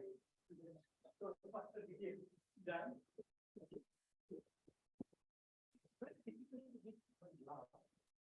We have one speaker. He keeps on doing every speech. I've seen him 15 times, but all the time he makes us laugh. So kudos to you. Big round of applause to our speaker. Moment zero comes, I like only one thing. More than videos, Macgill. But here, with the subject of zero, you brought so much curiosity. Now, just glued your speech because so much fun it was like, and you connect with the audience because grocery shopping we are all used. Every week I always do it, but luckily I take my wife along with. You did it later on, but initially it's that. So this subject is a connects to everyone and it's very common for us. You mentioned about the toilet roll. Obviously, the kitchen roll, you don't see any difference, but ladies do see the difference. So the small elements that you highlight in such a way. And as our speaker mentioned, presenter mentioned, the self-appreciation is very difficult to make joke on yourself, standing in front of everyone, and you're making jokes of yourself, and you're making us laugh. And so many points, like you started off with the nice way of saying that everywhere you're zero. So it's very good quality, and I'm going to judge it with the PDL pattern today. I'll just evaluate your speech. There is content, delivery, and the language. So more content, absolutely beautiful content. Your capture engaging with your content. It's so much of love. Your dialogue deliveries were awesome. You're too good at that. And coming into the even in the speech, where the delivery was absolute fantastic delivery you did. You are a master now. And other thing, like what I mentioned, you see, I've seen is that there's so much laughter you carry with your entire speech. And a couple of suggestions for you. Every speech can be made the better. Speech can be made best. So here are the suggestions. What I felt thing is that one disconnect at the end of the speech, where you are connected. You are going with the zero. Then I thought of you would have concluded that, like I was zero in many things in grocery shopping, but I was a hero in delivering the speeches, or you are a hero as a family, as a father, or something like that. Instead of that, you brought in table topics. I felt it was a bit of a disconnect. And another thing about your facial expressions, even I'm also not too good at that. The way you're bringing jokes and all, but some extent I felt your face was stiff. Try to bring in the expressions that were better. And the movement also was maybe because of today we were on, somebody watching you from the end. So you are just moving left to right, constantly you're moving, just limit that part. So overall, exceptionally good speech. I want to see the humorous champion again at the district level. Back to you. Thank you, Toastmaster. Owen, it's well detailed, and I think feedback, and you got feedback from two people, Yashoda. I also felt that your face could be much more expressive because your words were wonderful, and it should rhyme with the gestures that you make, and that's something that you can take home today. But there's more to come. All right, with that, let's move to the second prepared speech for this evening, and second prepared speech during the evening was presented by Toastmaster Kiran Potia. Project 2 speech, level 2 of the leadership and development part. The speech was evaluated by one of the most respected Toastmasters of this island, Toastmaster Dr. Thuraiya. Please here.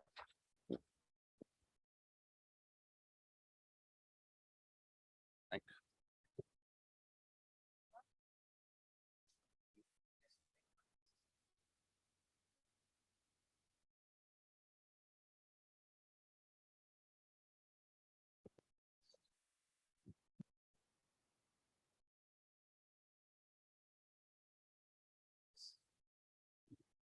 Thank you, General Evaluator, fellow Toastmaster, guest, and in particular, our speaker for today, Toastmaster Karen. Toastmaster Karen today, what he did, he actually took us in a journey from his school time, university, and then when he was at professional life. Through this journey, he was sharing with us how he developed his leadership skills. What is the meaning of leadership skills? What is his fear of being a leader and lead others? And all what he did while he was sharing with us this journey through his well-organized delivery speech with the beginning questions which engaged all the audience and grasped their attention. And we wanted to know more about leadership. Moving toward sharing his 3 moments in his life about leadership skills.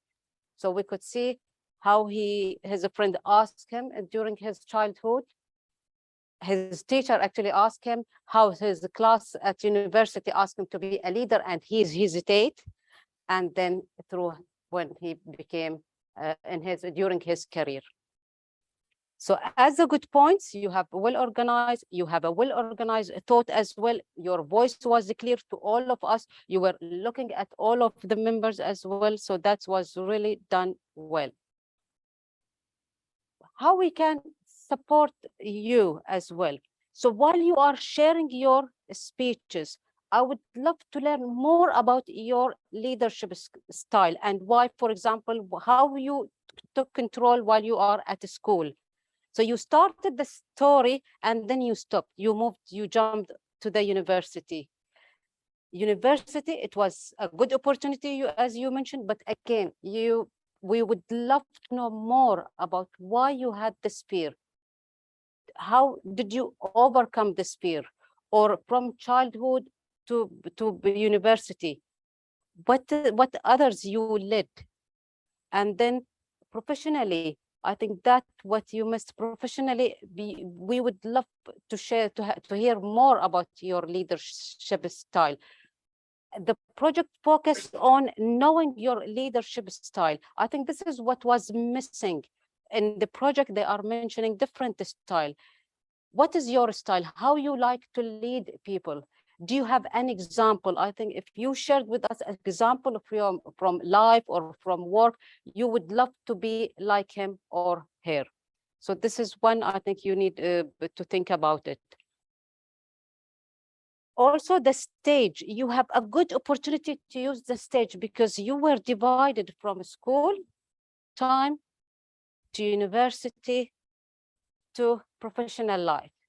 So make use of it, even in the upcoming speeches. If you divide the different stages in your life, just use the stage. So overall, it was well organized. Just focus more on what you want to share more so that we know you more, and make use of the stage and just gesture as well, hand gesture. Most of the time it was here. Well done, and I'm looking forward to see you in the next speech, taking in account these three small feedback. By that, back to you.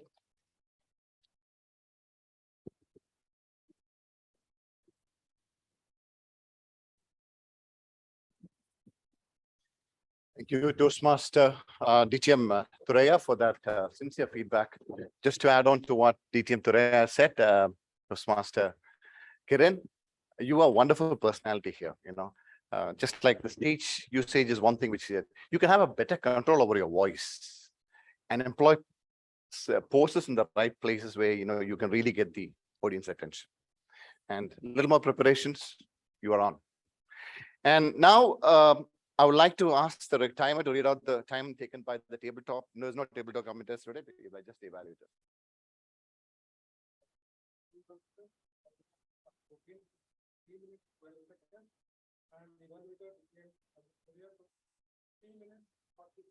Okay, thank you so much, timer. That's all. We had all the other timing, right? Fine, fair enough. Thanks. Are we having, Mr. President, are we having voting today? Okay. Okay.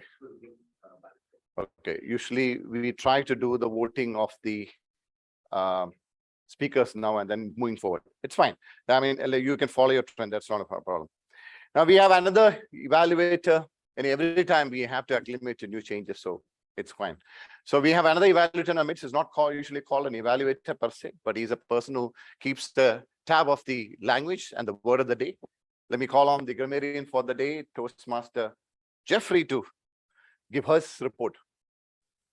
Good evening, fellow Toastmasters.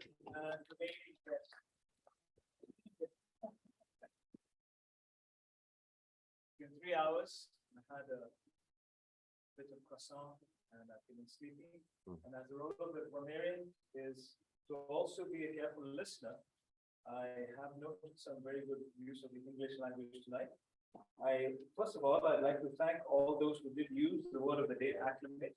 I must ask you for your forgiveness because I did not come prepared and perhaps put the word around here so that it was always in your face.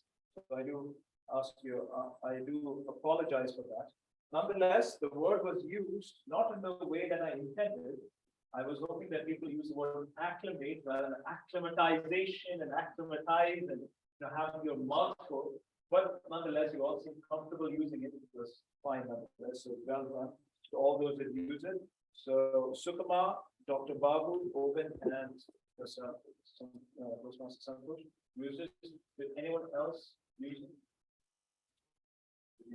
No, others deliberately left it. Okay, all right, very good. So it was used in total around 8 times. Well done. So now I'm going to go to the usage of English language tonight. And I have to say that tonight, Sukuma was extra eloquent. Normally he has his language well done, but he's generally all over the place, but today he was extra eloquent. So well done there. Thanks to my wife. Okay. Okay. So you use the word law of diminishing marginal utility. Again, you always like to use heavy words. Use the law of diminishing returns. Same thing. So marginal utility. So much, but anyways, I leave it to you. That's your style. Now, with whom we bond and we gel, well done. Testing your benevolence. Be yourself. Be original. I think that was the theme. So I actually wrote it down. Time and tide waits for no man. We've heard that many times. And losing is so much more than winning.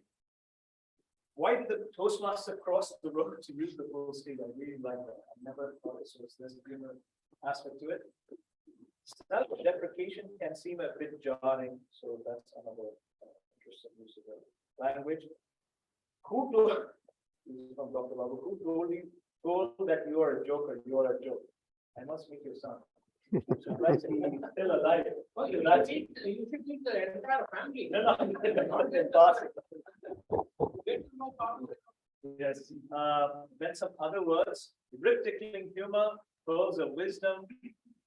You need to be acclimatized to take up any role thrown at you. Dare to build. It is a creative criticism. It's the first time I'm hearing the word creative criticism. I've heard of constructive criticism, but creative criticism is also interesting nonetheless. Now let's just go to some of the words that I felt could have been better. For example, I have a happy knack of poking my nose. I don't know whether you can make a knack happy or sad, but I have a knack of poking my nose perhaps, but I don't think you can give it an emotion. So I have a knack. He did not flinch his eyelid. I believe he can only flinch his own eyelid, so it seems kind of rhetoric, counterintuitive. So you can say he did not flinch an eyelid, which makes more sense. I've been chosen by my friend's circle. I've been chosen by my friend's circle. I'm not very sure whether you are chosen by your friend's circle, or rather, I was chosen to join my friends. That would perhaps make a little more sense. I had the exactly same issue. I had the exact same issue. Acclimatizing himself in a new way. Now, the word acclimatizing himself to something, there must be two. In a new way, it's like, again, you're like sort of, I'm trying to change myself in a new way. What exactly it is, it's not clear, so it doesn't really fulfill the purpose. In our language, we use this word, or rather this phrase a lot, total confusion. I don't think that's really a phrase. There's something in Scrabble, though, something like that. Total confusion is some crossword puzzle, there's something. But total confusion, our Indian, even I must, it's total confusion. But I don't think that's really a word. Oh, I was completely confused. I was just totally confused. The most useless apples. Apples are not, there's only one use for it, which is to eat. So it's the most inedible apples, perhaps you can say. I don't think apples are useless or useful. Yeah. No, you are referring to the brand app. Oh, I think that is useless. Oh, that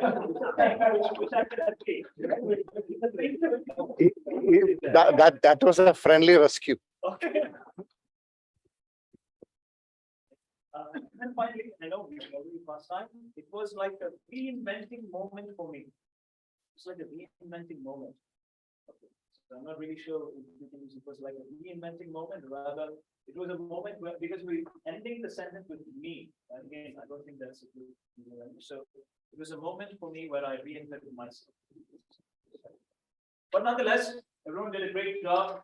Great thank you for giving a lot for me to write tonight, and wish you all the best. Lovely to see that.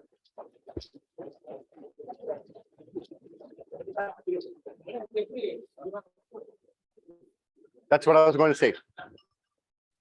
That is a very comprehensive report and a wonderful observation. Let's give him another round of applause. If any clubs need grammarian, we know whom to reach now. Okay.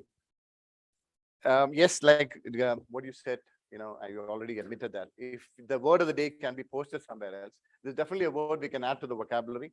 And if it can be posted somewhere, it'll be easier for them to grab. I know it's there, we're all virtual, but when you stand up, you cannot look into your notes.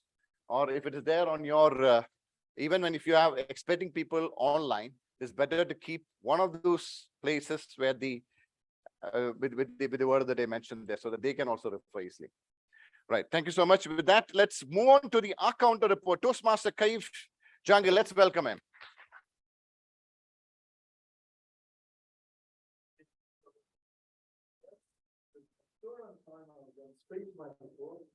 Not long, it was too short. All of you have done a great job. So moving on, starting with Toastmasters and Bush, we use the word on and moving on to Gigi and Raya, she only used the double word once. Yours. Then moving on to Toastmaster Kiran, he used 10 times and double word 3 times.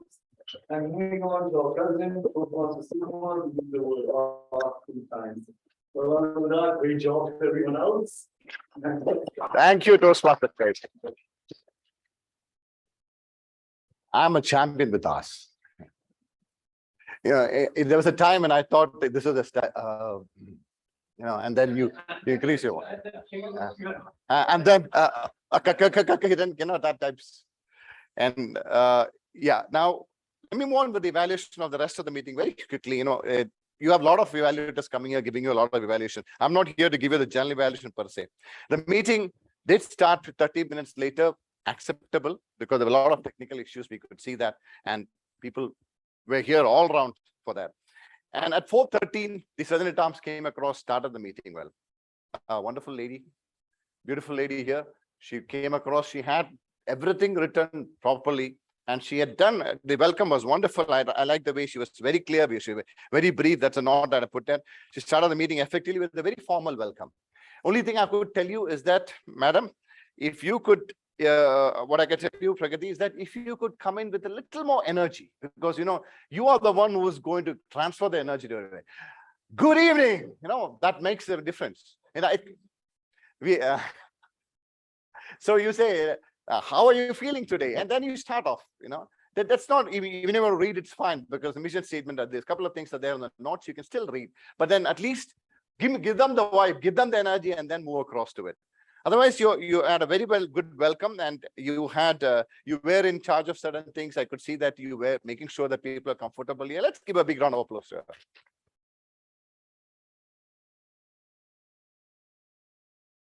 And then the meeting passed on to the president. A lot of people already appreciated the president, so take some praises. So we had a very welcoming, very. He was in charge basically. He was not perturbed, he was not disturbed.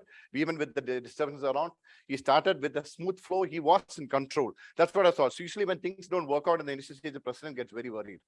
And here he was in control. He was quite enthusiastic. The way he was very careful to introduce the guests, even in between. When the guests came up, he made sure that even the online guests are being introduced. That's something really commendable. It's a good thought, and it shows a certain level of maturity. And he had, like our grammarian rightly said, law of increasing marginal utility. Is a diminishing margin, but increasing marginal utility is something you can really think of. And I like that message. And you brought in the founder of the Toastmasters, Dr. Alcis Medley. I almost forgot that he was chestnut in between, but you reminded me today. And then you ended up saying that, we all evolve as better human beings. That is the crux of WMC Toastmasters. Because if we have not done, it's not because we have more DTMs. It's not that we have more champion speakers. we have been able to create better human beings. There's one of our speakers who came in at Toastmaster, Alex, who came and said, "Human being is my name." So, but then that was just a speech. But then we all were not running behind titles. We are running to enjoy the journey. Journey of 1,000 miles starts with a single step. That's why you see the meetings going to 3 hours too. And you said that's how we enjoy the magic. I'll tell you, we all say that. Yeah. They also we enjoy the magic. I'll tell you something. Magic is simply, you make the magic. Don't go looking for it. You are the magic. And that's what I say. We have a magical touch in WMC Toastmasters. We all say that. What is that magical touch? Probably I'll take some time 2 minutes later, but I just want to complete with the president now. What I would like to suggest is that I know to WMC Toastmasters is something where we want to interact in between. It's fun. I also would agree with that, though it's not the protocol.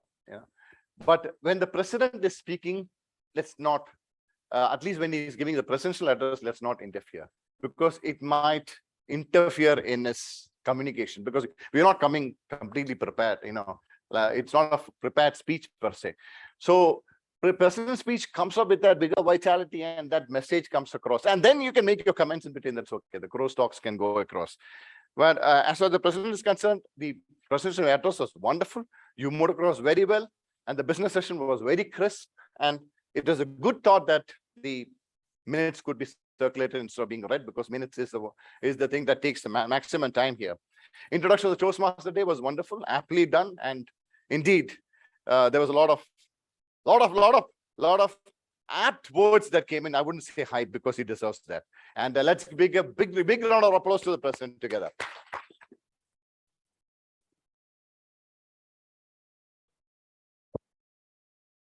Now, Toastmaster of the Day. Okay, Toastmaster of the Day, I don't have to tell a lot about what he does and what he doesn't do, because you all know him from the beginning. One thing I want to tell about him is that one thing I want to really appreciate him more than what he did as Toastmaster today is that, see, he carried that spirit of WMC Toastmasters right from 2003. We were all charter members. And he wanted to ensure that this club goes on with that same vibe, that energy, that quality, and that familyness. And that is why he decided, in spite of his busy schedule, that to be here every meeting and make sure that everything is done. Because even when he speaks anywhere, he always talks about WMC Toastmasters.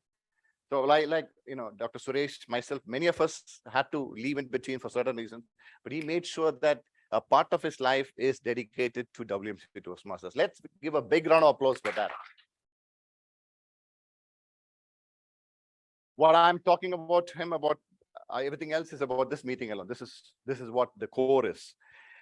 He started off very well with a very lively, smooth delivery of his Toastmaster Day, giving a little history of what the WMC Toastmaster, because he knew the charter members were also here. And also he made sure that the mentors and the sponsors were announced. In many clubs, they really missed that. They have a feeling that mentors and sponsors come in just to take their credit for DTM. Now, but then Dr. Babu came in and as a Toastmaster Day, he made sure that they were the people who were the highlights earlier. And we had the speakers with a very, very normal welcome. Of course, he had to read from his phone when it come across, but that is not the Dr. Babu I know. He doesn't read from a phone. He talks about people as it is. And he goes across and said, this person is from the words. I would suggest not to read exactly. You don't need to read about my definition. You can just speak 2 words about me. And when you speak as Dr. Babu, it becomes a proper introduction. Yeah.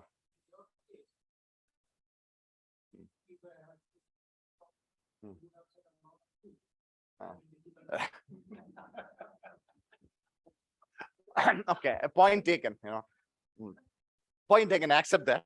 All right. Okay, you can delete the part of the last 10 minutes. All right, altogether, the Toastmaster Day really knew the job. She took even the time management aspect as much as possible. He tried to move and fast as possible. Dr. Babu, you deserve another round of applause. Quick run on the other functions. The timer, very well done. I think he's probably taken a workshop on this. because he's very particular. Right from the time of the pre-meeting, I'm seeing that he has control over things, and he has been taking care of the virtual timing as well as this together. Having both the timing together is wonderful. Most clubs miss that. There'll be a lot of online people who are even performing there, they don't see the time.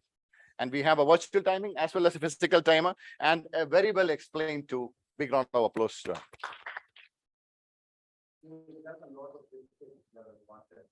Okay, it shows.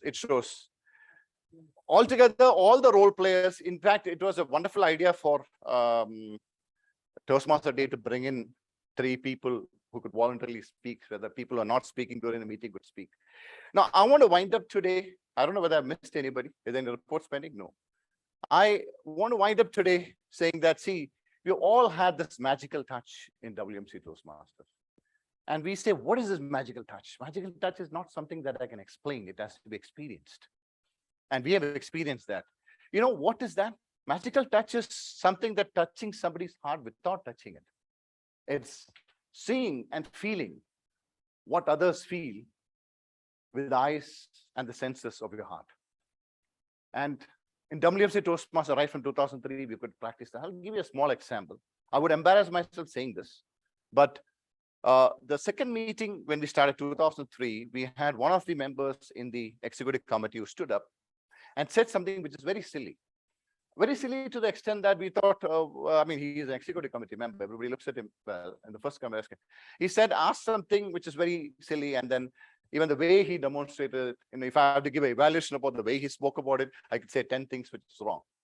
But he spoke something, and then I had a feeling that, you know, at that point of time, I was already an area level winner and 2 times debate champion. So, you know, with a young age, you have that kind of a thing. You go, okay, you're something.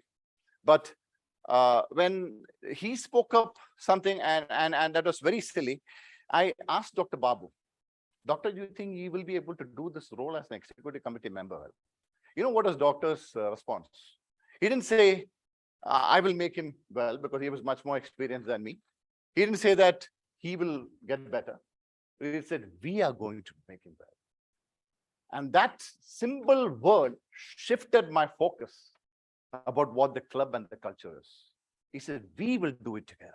So he was passing that responsibility to me, that we are together making sure that every member does well. And that day onwards, my focus changed. My attitude changed. The way things started looking at. You know, so we had the right founder president here who could really pass on that vibe. And even when we were all young, and of course we had masterminds like Dr. Suresh coming in later, bringing a lot of novel ideas into the club. Now, but what really mattered that time is that your strength is my strength. Your weakness is something for me to address to. So every time, that is one club where I could upload sincerely and really be happy in the progress of somebody else. So we were not just here, we're coming in for 2 times every month, just for communication leadership skills. We were not here just to, you know, have some degrees and DTMs. And no, we were here to enjoy the journey. And we were here to make sure that everybody among us do well in our workplaces and other places too. We had get-togethers and family functions very enjoyed. That's what, you know, we started with even greater enthusiasm. I even stole that slogan or a title for my first presidential founder. I mean, I was the president for BITP for the 2nd term. I said, I'm going to use this thing because I want to start with even greater enthusiasm. We started with even greater enthusiasm. We were trying to be ourselves and being original, and that made a lot of difference. See, you have to live your theme. There are some presidents who forgot the theme. You should not. You should live that theme, because those days we had the culture of living that theme. Even great enthusiasm was spoken almost every meeting. But that theme was being inculcated into the members. Being yourself original was something wherein, you know, the first time the glasses broke. You know, and then we had a lot of things by which he made sure that you have to be yourself and original. And I don't know, I was expecting him to come in a lungi one day for the speech and say, be yourself and be original. He didn't do that. But but the 3rd term was mine. I said, embrace the vibrance, because vibrance is already there. It's time to embrace. And you want to be a new member? Come, embrace. So that's the theme. We live the theme. And that's why people come in, and we still remember some of the speeches that people say, you know, Alexander Borges said, being, what was the title? Human being is my name. And then we had somebody else who come in and say, Ajay Jaiswal who said, Zindagi badi honi chahiye, lambi nahi. Those words started rhyming in our minds on the way because they were living to that, the words that he said. Even he was talking about, you live those words. Today, I just want to tell you this, that, we were all ready to be as WMC Toastmasters. The magic was that we were ready to be students, to learn new things. We were ready to understand that we were not enough as ourselves. There were still more things to learn, more places to go, more things to aspire for. And that's why even when the last shade of gray was set as a drama, none of us were actors. None of us were actors. None of us were directors. He was the only mastermind who could create a script. And we were recreating Othello, of masterpiece. And when director like DTM Rekha Uttam took up that role, she was like a voracious, dictator with a lot of warmth of love and energy. But then she made sure that everybody was students. We could come in for the rehearsals. That day, those days in the morning, I didn't need a alarm clock to get up. I'll get up in the morning and say, in the silence of the rehearsals, you unspoken word, suddenly you smile, and on your lips stops dance. And I will say those words the rest of my life because those things we had, those dialogues came in so easily to us because we really lived those days. And today, as WMC Toastmasters, I could see a lot of quality being carried along. The quality is here. The culture still stays, but carry that saga. You have miles and miles to go. The excellence is in the house. Now, speak from the heart. Take care. Back to you.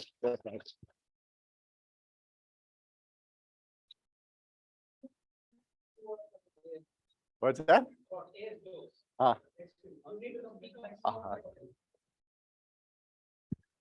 Did that. No. You need to speak. He brought us, all three of us, together. I think that he can speak now. He'll speak. A.S. Jose was the one who brought all three of us together to start the club. He's now in India, but it was his vision. When I was in Manama Toastmaster, he pulled me out to join. I said I will come to talk to you.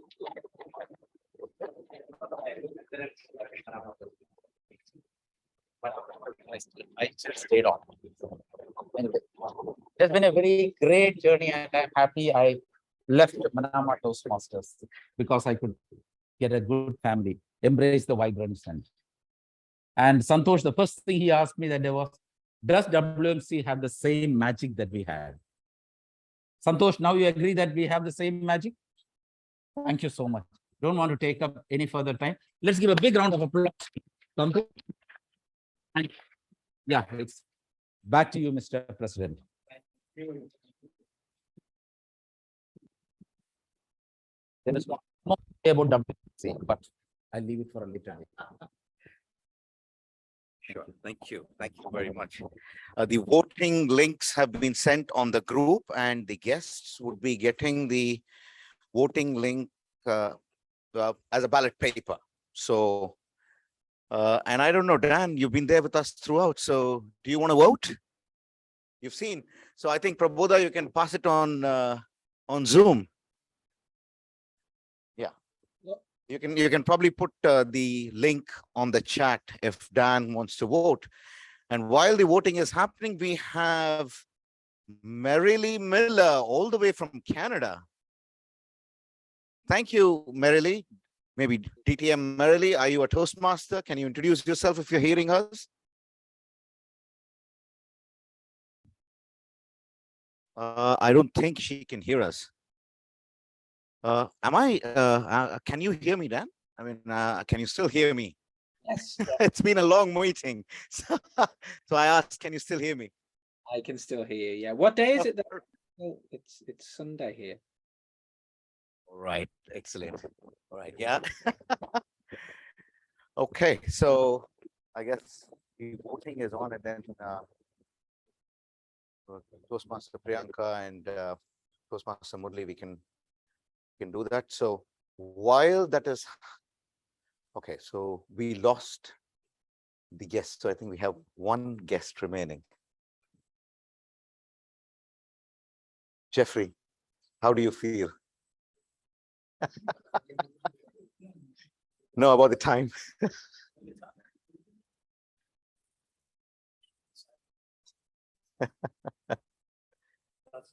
That's being diplomatic. That's not your That's correct. I don't wish to break another glass. Yeah, I just remembered. No, I have shoes. So I'm saved.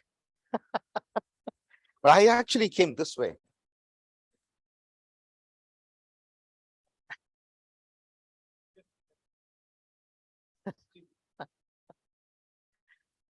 All right. I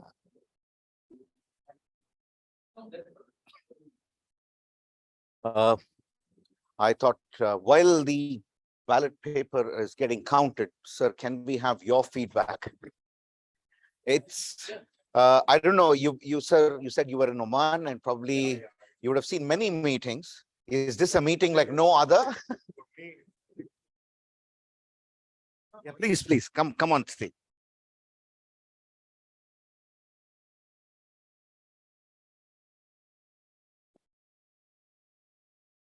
Okay.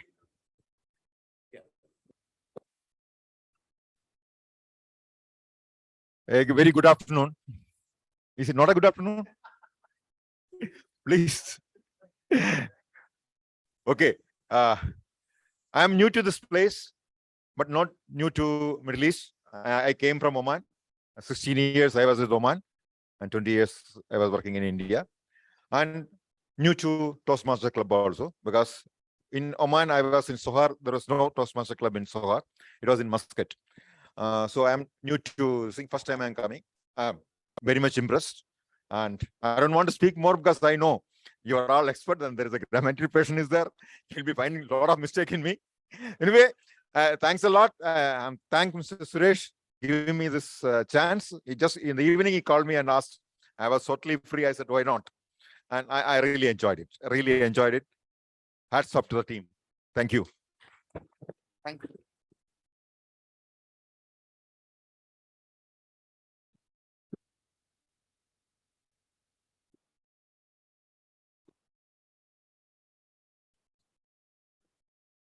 Thank you very much, sir. Thank you very much indeed. I see that whoever were the guests and whoever were the and a few members have already left us, given yeah, and so we would definitely ask Dr. Suresh. And yeah, there's still a couple of guests. So they're still tallying the votes. So we can definitely. No.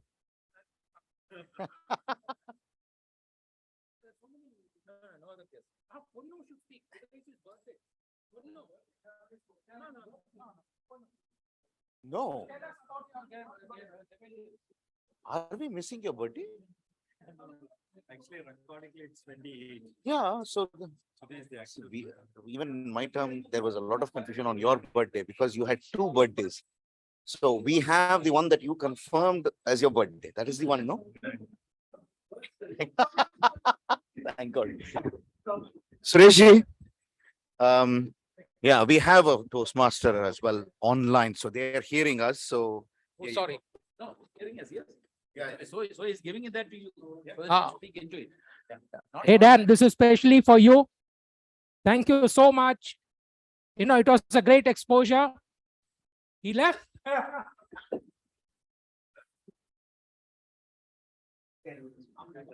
She's from Canada. She can hear us, but she doesn't. It's too late in the night, so she doesn't want to open the mic. Mila, thank you so much for joining us. It's a pleasure to have you over. Let's hope we get to see more of you in our future meetings. Thank you so much and good night.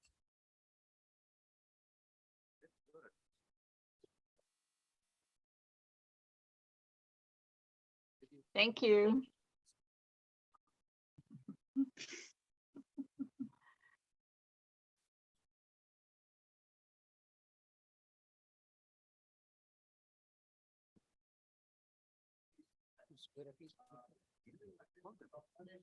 Yes. Hello. Yeah. Hi. Such a pleasure. I know it's pretty late there in Canada, or is it pretty early in the morning? It must be pretty early in the morning, right? Yes. All right, excellent. So are you a Toastmaster, ma'am? Yes, I've been a Toastmaster for 42 years. I have a distinguished Toastmaster after 40 years. All right, amazing. Now and there are some members here who have been in the Toastmasters movement for 20 years. So that's X2. Quite amazing. Such a privilege. We look. So please tell us about your journey. Oh, well, it's got ups and downs, and it was the change in the Toastmaster program that pushed me to get the Distinguished Toastmaster, that I really already had the things done. I just had to get it registered. Amazing, amazing. So have you been a Toastmaster for 42 years in Canada, or have you been to different other clubs as well? No, just in Canada, because this online is fairly new. I did try an online in 2017 when the International Convention was in Vancouver, but I preferred the excitement of the in-person better. Oh, I'm getting used to online now. Such an amazing thing, isn't it? Interacting with a club in the Middle East, all the way from the North America, and it's such a wonderful thing. So welcome to the world of new reality, reinventing yourself, which is our theme today. Thank you. Thank you very much, ma'am. All right, so it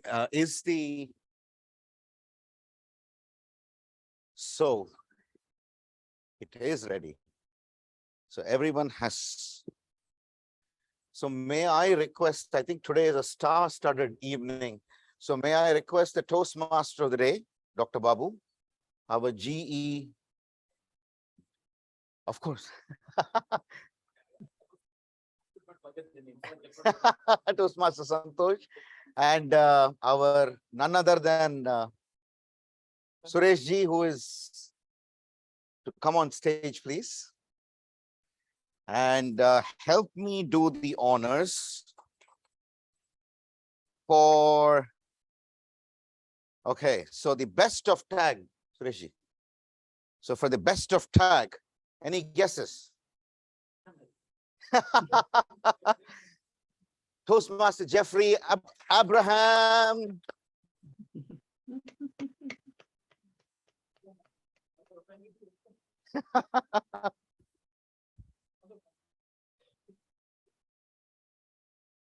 Yes, yes, yes.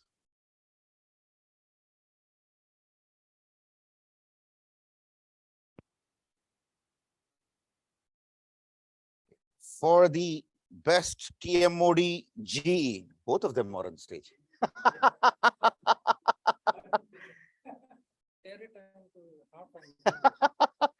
Well, the club has awarded Dr. Babu Ramachandran. Wait. No. He has a special award. Wow. And now they say that's why they voted.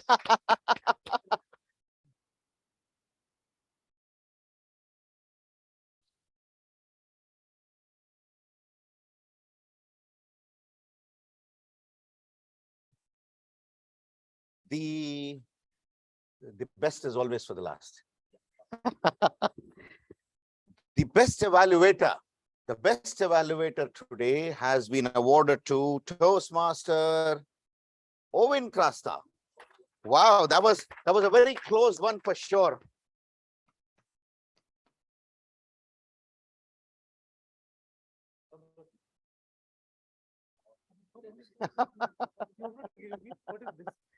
Shake hands here. Huh?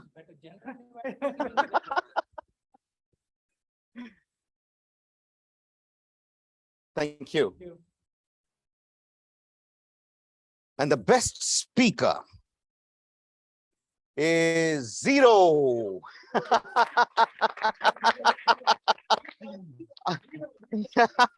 I never knew 0 can fetch marks as well. Dr. Babu. Amazing. Amazing.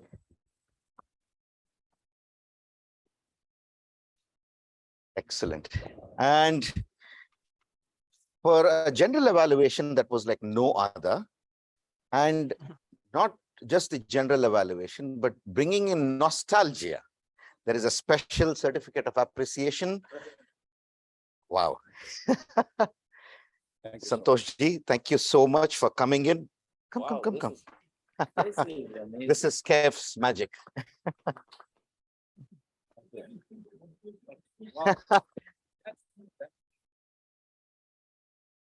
Was indeed a wonderful evening. Best speaker, in fact, best speaker, sir. There is a ribbon for the best speaker and best evaluator, sir. Yeah. I'm going around it in circles.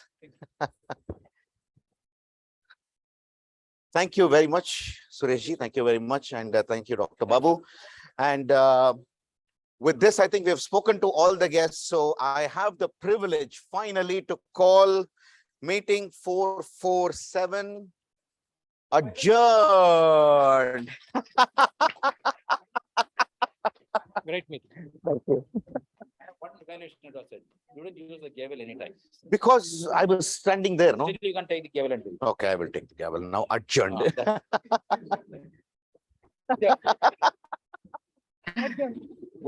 He was asking for the Thank you, ma'am. Thank you very much for joining us all the way from Canada. It was such a pleasure interacting with you. We've just adjourned our meeting, and we look forward to have you in the meetings going forward. Thank you so much. Okay, thank you. Bye-bye.